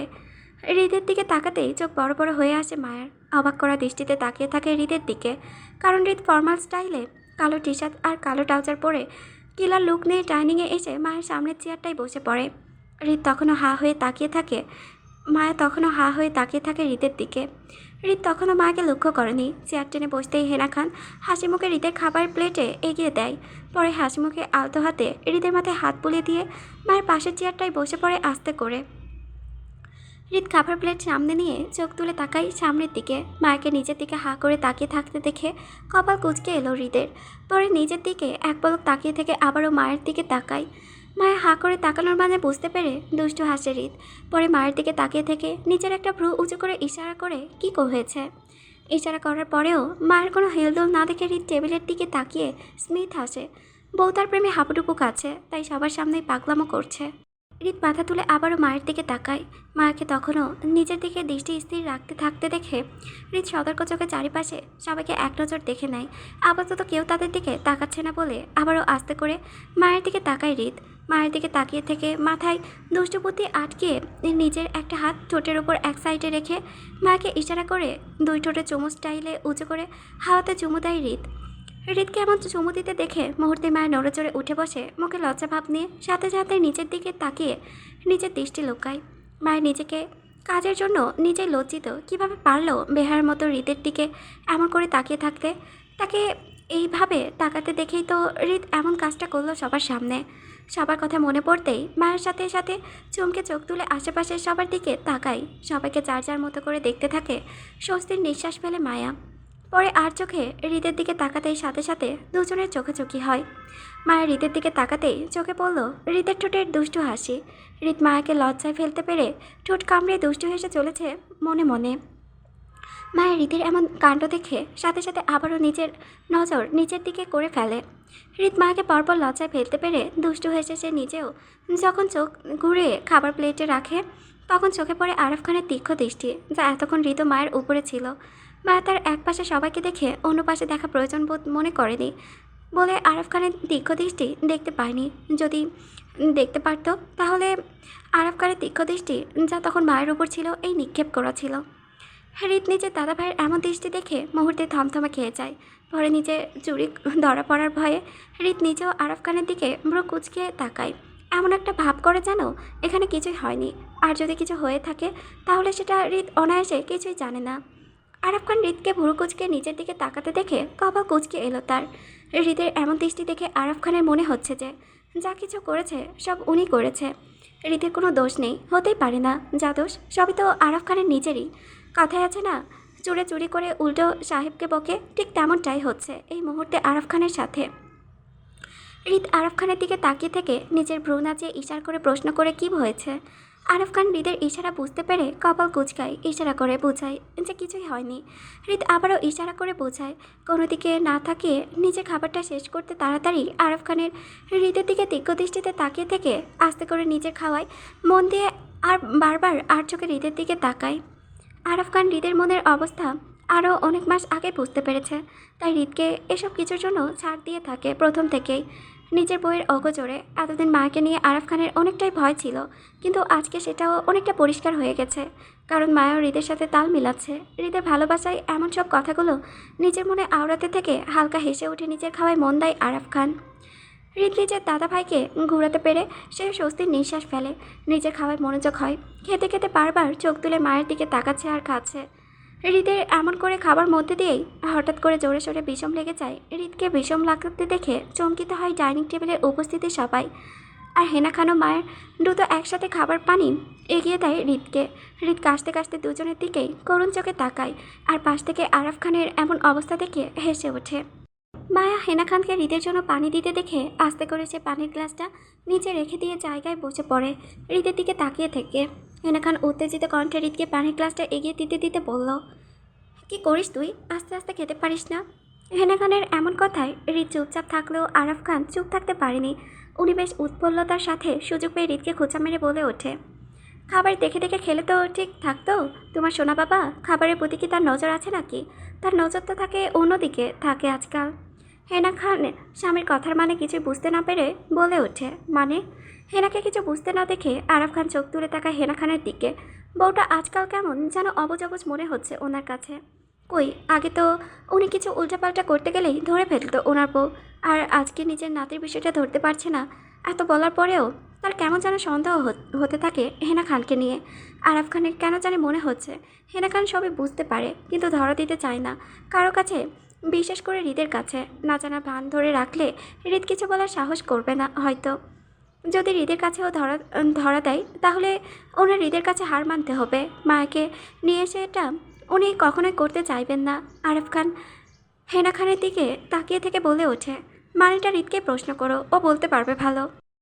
আরাফ খানের কথায় হেনা খান তীক্ষ্ণ দৃষ্টিতে হৃদের দিকে তাকায়। হৃদ খানিকটা বিরক্তি নিয়ে আরাফ খানের দিকে এক পলক তাকিয়ে থেকে আবারও হেনা খানের দিকে তাকিয়ে সুপ্ত কণ্ঠে বলে ওঠে, কিছু না দাদি, দাদাভাই ফালতু বকছে। হৃদের এমন কথাই আরাফ খান হেসে আস্তে আস্তে নিজের খাবার খেতে থাকে। আর হেনা খান হৃদের খাবারের প্লেটের দিকে তাকিয়ে থেকে আবারও হৃদকে উদ্দেশ্য করে বলে ওঠে, কি হয়েছে হৃদ, ঠিক করে খাচ্ছিস না কেন? খাচ্ছি তো। হৃদের এমন কথাই আরাফ খান আবারও হৃদকে খোঁচা মেরে মজা করে বলে ওঠে, খাচ্ছে তো, তবে অন্য কিছু। খাবার খাওয়া তো আমাদের হৃদ ছেড়ে দিয়েছে, ও তো এখন অন্য কিছু খেয়ে পেট ভরে নারে হৃদ। আরাফ খানের কথায় হৃদ এবার রাখি দৃষ্টিতে তাকিয়ে থেকে বলে ওঠে, কি করব দাদা ভাই, ঠিক করে কোনো কিছুই তো খেতে পারছি না। আমি আমি বেশ পুষ্টিহীনতায় ভুগছি, বুঝেছ? আমার চারিপাশে প্রচুর ডিস্টার্বনেস, তার জন্য ঠিক করে কিছু করে ওঠা যাচ্ছে না। হৃদের এমন করুণ পরিণতি দেখে শব্দ করে হেসে ওঠে আরাফ খান। আর চারিপাশে সবাই করুণ চোখে তাকিয়ে থাকে হৃদের দিকে। হৃদ কোন পুষ্টিহীনতার কথা বলছে আপাতত কিছুই বুঝতে পারছে না তারা। মায়াও ঠিক তাই করছে, হাঁ করে তাকিয়েছে হৃদের দিকে। হৃদ নিজের খাবার শেষ করে চুপচাপ নিজের রুমে চলে যায় কাউকে কিছু না বলে। মায়া চুপচাপ হৃদের যাওয়ার দিকে বেশ কয়েকবার তাকিয়ে পড়ে সবার সাথে। মায়াও নিজের খাবার শেষ করে হেনা খানের সাথে নিজের রুমে চলে যায়। কিন্তু মায়া বেশ অস্থিরতায় ভুগতে থাকে হৃদের জন্য। মায়ের হঠাৎ করে হৃদের কাছে ছুটে যাওয়ার জন্য প্রবল ইচ্ছা জাগে ওঠে, কিন্তু হেনা খানের জন্য সেই ইচ্ছাটা দমে রাখতে হয়, কারণ হেনা খান মায়াকে ঘুম পাড়িয়ে তারপর নিজের রুমে যায় এখনও। তাই ইচ্ছে হচ্ছে হেনা খান মায়াকে ঘুম পাড়ানোর চেষ্টা করছে বরাবরের মতোই। মায়া একরাশ কষ্ট নিয়ে চটপট করতে করতে ঘুমিয়ে পড়ে। খানিক বাদে মায়াকে ঘুমিয়ে পড়তে দেখে হেনা খানও মায়ের কপালে আস্তে করে একটা চুমু খেয়ে নিজের রুমে চলে যায়, দরজাটি বাহির দিয়ে লাগিয়ে দিয়ে। গভীর রাত। হৃদ নিজের সুইমিং পুলের সামনে কাউচের উপর বসে আছে, নীল পানির দিকে নিজের দৃষ্টি স্থির রেখে। মনটা বেশ ছটপট করছে বউটার জন্য তার। একটা সময় সে বিয়ে ভালোবাসা থেকে দূরে দূরে থাকতো, কারণ সব কিছুর ওপর তার কোনো কালে ইন্টারেস্ট ছিল না। তার শুধু পাওয়ার নিয়ে খেলা করতে ভালো লাগতো। সেই জন্যই নিজেকে কঠিন মনের অধিকারী বানিয়েছে হৃদ। কিন্তু দাদা দাদির জোড়াজড়িতে ও তাদের দেওয়া ওয়াদা, মায়ের পরিবারকে সেটা রক্ষার্থের জন্য বাধ্য হয়ে মাকে বিয়ে করতে হয় হৃদের। বিয়ে অবধি সবই ঠিক ছিল, কিন্তু বিপত্তি ঘটে বউকে ভালোবেসে। মায়ার জন্য কখন যে তার কঠিন মনের মধ্যে সুপ্ত ভালোবাসার সৃষ্টি হয় সেটা বুঝতে পারেনি হৃদ। এখন বউকে ভালোবেসেও তার সাথে ভালো করে দুটো কথা বলতে পারছে না, সেই দাদা দাদির জন্য। অবশ্য এতে হৃদের নিজেরই দোষ, কারণ মায়াকে আঘাত করেছে নানান কারণে। আর সেই জন্য হেনা খান হৃদের কাছে মায়াকে দিতে ভয় পাচ্ছে। গভীরভাবে হেনা খানের ধারণা হৃদ মায়াকে বারবার আঘাত করে থাকবে রাগের বশে। আর সেও যে বউকে ভালোবেসে বলে পরে আর মায়াকে আঘাত করবে না তাও কিন্তু নয়। মায়া যদি হৃদকে কখনো ছেড়ে যেতে চায় তাহলে হৃদ মায়াকে আঘাত করতে দ্বিতীয়বার ভাববে না। এই সব কিছুই বুঝতে পারে হৃদ, তাই তো নিজের দাদির সাথে কোনো রকম বাড়াবাড়িতে যেতে চায় না। কারণ হৃদের প্রাণটাই যদি তার বইয়ের মধ্যে থাকে তাহলে হেনা খানের প্রাণটাও তারই বইয়ের মধ্যেই রয়েছে। তাই হৃদ তার দাদিকে বোঝাতে চায় যে সে এখন তার বউকে ভালোবাসতে শুরু করেছে। সে এখন বউকে চায় সারা জীবনের জন্য। বউ ছাড়া সে বড্ড উন্মাদ হয়ে আছে। এখন সবটাই বুঝতে হবে হেনা খানকে। পরে হেনা খানের সম্মতি পেয়েই বউকে আপন করে নিবে সে, তার আগে নয়। কথাগুলো হৃদ পানির দিকে তাকিয়ে থেকে নিজের মনে মনে ভেবে নেয় একবার। পরে কিছুক্ষণ সুইমিং পুলের নীল পানির দিকে তাকিয়ে থাকা অবস্থায় হঠাৎ করে কপাল কুঁচকে এলো হৃদের। পরে নিজের মধ্যে কিছু একটা ভেবে নিয়ে হঠাৎ করে উঠে দাঁড়িয়ে হনহনিয়ে নিজের রুমের দরজায় খুলে হেঁটে হেঁটে মায়ের রুমের দিকে ছুটে যায়। বাহির থেকে মায়ের রুমের দরজা আটকানো ছিল বলে সেটা হৃদ সতর্কতার সাথে আস্তে করে খুলে মায়ের রুমের ভেতরে প্রবেশ করে। মায়াকে এলোমেলোভাবে ঘুমাতে দেখে কিছুক্ষণ এক দৃষ্টিতে তাকিয়ে থাকে। সেই দিকে পরে হঠাৎ করেই মায়াকে কোলে তুলে নিয়ে আবারও উল্টো করে নিজের রুমের দিকে পা বাড়ায়। হৃদ মায়াকে কোলে তোলার সাথে সাথে মায়া খানিকটা নড়ে চড়ে ওঠে, আবারও ঘাপটি মেরে ঘুমিয়ে পড়ে হৃদের বুকের মধ্যে। কিন্তু হাঁটতে হাঁটতে মায়াকে বেশ কয়েকবার দেখে নেয় ঘুমন্ত অবস্থায়। নিজের রুমে ঢুকে আস্তে করে বেডের এক পাশে শুয়ে দিয়ে নিজেও মায়ের পাশে শুয়ে পড়ে। শোয়ার সাথে সাথে মায়াকে টেনে নিজের বুকের ওপর তুলে উপর করে মায়াকে শুয়ে দিতে দু হাতে শক্ত করে জড়িয়ে ধরে প্রশান্তির নিঃশ্বাস ফেলে নীরবে হৃদ। পরে মায়ের মাথায় পরপর বার কয়েক নিজের ঠোঁট ছুঁয়ে দিয়ে আস্তে করে নিজের ঠোঁট মায়ের মাথার মধ্যে সফটলি চেপে ধরে নিজের চোখ বন্ধ করে নেয়। হৃদের নিজেকে এখন বেশ শান্তি শান্তি লাগছে। মায়াকে নিজের বুকের মধ্যে পেয়ে কোনো এক প্রকার শান্তির ঢেউ যেন খেলা করছে হৃদের মনের মধ্যে। মায়ের ঘুমটা হালকা হয়ে আসতেই আড়মোড়া ভেঙে উঠে বসে হৃদের পেটের ওপর, কারণ রাতে হৃদ মায়াকে নিজের ওপর শুয়ে রেখেছিল বাচ্চাদের মতো উপর হয়ে করে। তাই সকালে মায়া উঠে বসে হৃদের পেটের ওপর দুই সাইডে দুই পা দিয়ে। হৃদ গভীর ঘুমে থাকায় মায়া যখন ঘুম থেকে আড়মোড়া ভেঙে উঠে বসে তখন হৃদের জড়িয়ে থাকা দুহাত আস্তে করে দুপাশে পড়ে যায়। মায়া নিজের দুহাত উপরে তুলে হামি দিতে দিতে চোখ খুলে সামনে তাকায়। ঘুম ঘুম চোখে কিছুক্ষণ তাকিয়ে থাকার পর চমকে চারিপাশে দ্রুত নিজের চোখ বোলায়। চারিপাশটা বেশ অপরিচিত লাগায় খানিকটা ভরকে যায় মায়া। বিপদের আশঙ্কা ভেবে শুকনো ঢোক গিলে নেয় বেশ কয়েকবার। পরে ভীত চোখে আবারও আশেপাশে চোখ বোলায়। চোখের সামনে হঠাৎ হৃদে বড় আকারে দেওয়ালের ছবি দেখে কপাল কুঁচকে সেই ছবি ভালো করে দেখার জন্য হৃদের বুকের ওপর নিজের দুহাত দিয়ে ভর দিয়ে সামনের দিকে ঝুঁকতেই চোখে পড়ল হৃদের ঘুমন্ত চেহারাটা, সাথে মায়ের ফেসও হৃদের ফেস বরাবর হয়ে দুজনের। চোখের সামনে হৃদের ঘুমন্ত চেহারা দেখে মুহূর্তেই মায়া নিজেকে স্বপ্নের অধিবাসী ভেবে নিয়ে নিজের চোখ বড় বড় করে রসগোল্লা পানি হাঁ করে তাকিয়ে থাকে হৃদের ঘুমন্ত চেহারার দিকে। অবিশ্বাস্য কিছু মনে চোখের সামনে পড়ে যাওয়ায় সেটার জন্য মায়া আর নিজেকে ধরে রাখতে পারেনি। খুশিতে গদগদ করতে করতে আরও ঝুঁকে আসে হৃদের মুখমণ্ডলের দিকে। নিজের দুহাত দিয়ে হৃদের দুগাল আঁকড়ে ধরে একদম কাছে চলে আসে হৃদের। দুজনের নিঃশ্বাস একে অপরের উপর আছড়ে পড়ছে সমান তালে। মায়ের হৃদকে ঘুমন্ত অবস্থায় পেয়ে সেটাকে নিজের স্বপ্ন ভেবে হৃদের চোখ মুখে পুরো চেহারায় নিজের ঠোঁট ছুঁয়ে দিচ্ছে পরপর ইচ্ছে মতো। পরে হৃদের ঠোঁটের দিকে কিছু তাকিয়ে থেকে কপাল কুঁচকে কিছু একটা ভেবে নিয়ে হঠাৎ করে হৃদের ঠোঁটের সাথে ঠোঁট চেপে ধরে সফটলি। চেপে ধরার পরেও কোনো মতেই চুমু কীভাবে খায় সেটা বুঝতে না পারায় সাথে সাথে কিস করার সুবিধা করতে না পেরে আবারও উঠে বসে। হৃদের পেটে কি পরে হৃদের ঠোঁটের দিকে তাকিয়ে থেকে চিন্তা করতে থাকে কিভাবে কি করবে। কিছুই চিন্তা করে না পেরে হঠাৎ করে নিজের মাথায় দারুণ বুদ্ধি আটকিয়ে রাখে। সাথে সাথে আবারও ঝুঁকে হৃদের ঠোঁটের সাথে নিজের দাঁত চেপে ধরে শক্ত করে কামড়িয়ে ধরে রাখে খিচকে। ঠোঁটের ওপর অসহ্য ব্যথা অনুভব করার সাথে সাথে চোখ খুলে তাকায় মায়ের দুবাহু চেপে ধরে উঠে বসে মায়াকে নিয়ে। পরে মায়াকে নিজের কোলের মধ্যে রেখেই এক হাতে মায়ের কোমর জড়িয়ে ধরে অন্য হাতে নিজের ঠোঁটের উপর রেখে হৃদের ঠোঁট দিয়ে রক্ত ঝরতে থাকে। মুহূর্তে হাত দিয়ে সেই রক্ত মুছতে মুছতে মায়ের দিকে করুণ চোখে তাকায়। বউ যদি তার ঘুমের সুযোগ নিয়ে সকাল সকাল এভাবে কামড় ধরে তাহলে বাকি দিনগুলো কেমন করে কাটাবে সে? সেই চিন্তা নিয়ে হৃদ মায়ের দিকে তাকিয়ে, কিন্তু মায়ের হৃদের এমন সব চিন্তাভাবনা উপেক্ষা করেই হৃদ কিছু বুঝে ওঠার তার আগে আবারও হৃদকে বিছানায় ফেলে দিয়ে সেই বিছানার সাথে চেপে ধরে রাখে মায়ের হৃদের ঠোঁটে কামড়ে ধরে শক্ত করে। এতে করে হৃদের কাটা ঠোঁটের জায়গায় আরও ক্ষত হয় বেশ খানিকটা। হৃদ সেই ব্যথা সহ্য করতে না পেরে আবারও মায়ের দুবাহু চেপে ধরে সাথে সাথে উঠে বসে। মায়ের স্বপ্নের হৃদ এমন করে বারবার উঠে বসার কারণে মায়ের ঠোঁট কামড়ানো চুমুটা তো খেতে পারছে না ভালো করে। এতে মায়া বেশ বিরক্ত নিয়ে হৃদের দিকে তাকাতেই চোখে পড়ল হৃদের ঠোঁটের দিকে। ঠোঁট দিয়ে অনর্গল রক্ত ঝরতে দেখে মায়া খানিকটা ভয় পেয়ে যায়। ভয় ভয় কণ্ঠে আস্তে করে বলে ওঠে, রক্ত? মায়া বারবার হৃদকে কামড়ে ধরতে দেখে সুপ্ত কণ্ঠে হৃদ বলে ওঠে, কি সমস্যা তোমার? সকাল সকাল কামড়াকামড়ি করছো কেন তুমি? হৃদের এমন কথায় মায়া মুহূর্তেই তেলে বেগুনে জ্বলে ওঠে। হৃদকে রাগ দেখে নাউৎ সুরে বলে ওঠে, না আমি মানব না, আপনি আমার স্বপ্নেও এতটা নড়াচড়া করতে পারবেন না। আমি আরও ঠোঁটে কামড়ানো চুমু খাবো। হ্যাঁ আপনি শুয়ে পড়ুন। কি আমাকে তোমার স্বপ্ন মনে হচ্ছে? আর তুমি আমাকে নিয়ে স্বপ্নের মধ্যে কামড়াকামড়ি করে থাকো সবসময় তুমি? হৃদের এমন কথায় মায়ের নিজের মাথা নাড়িয়ে সম্মতি জানায়, যার অর্থ হ্যাঁ, সে সবসময় হৃদকে নিয়ে স্বপ্নের মধ্যে এমন কামড়াকামড়ি করে থাকে।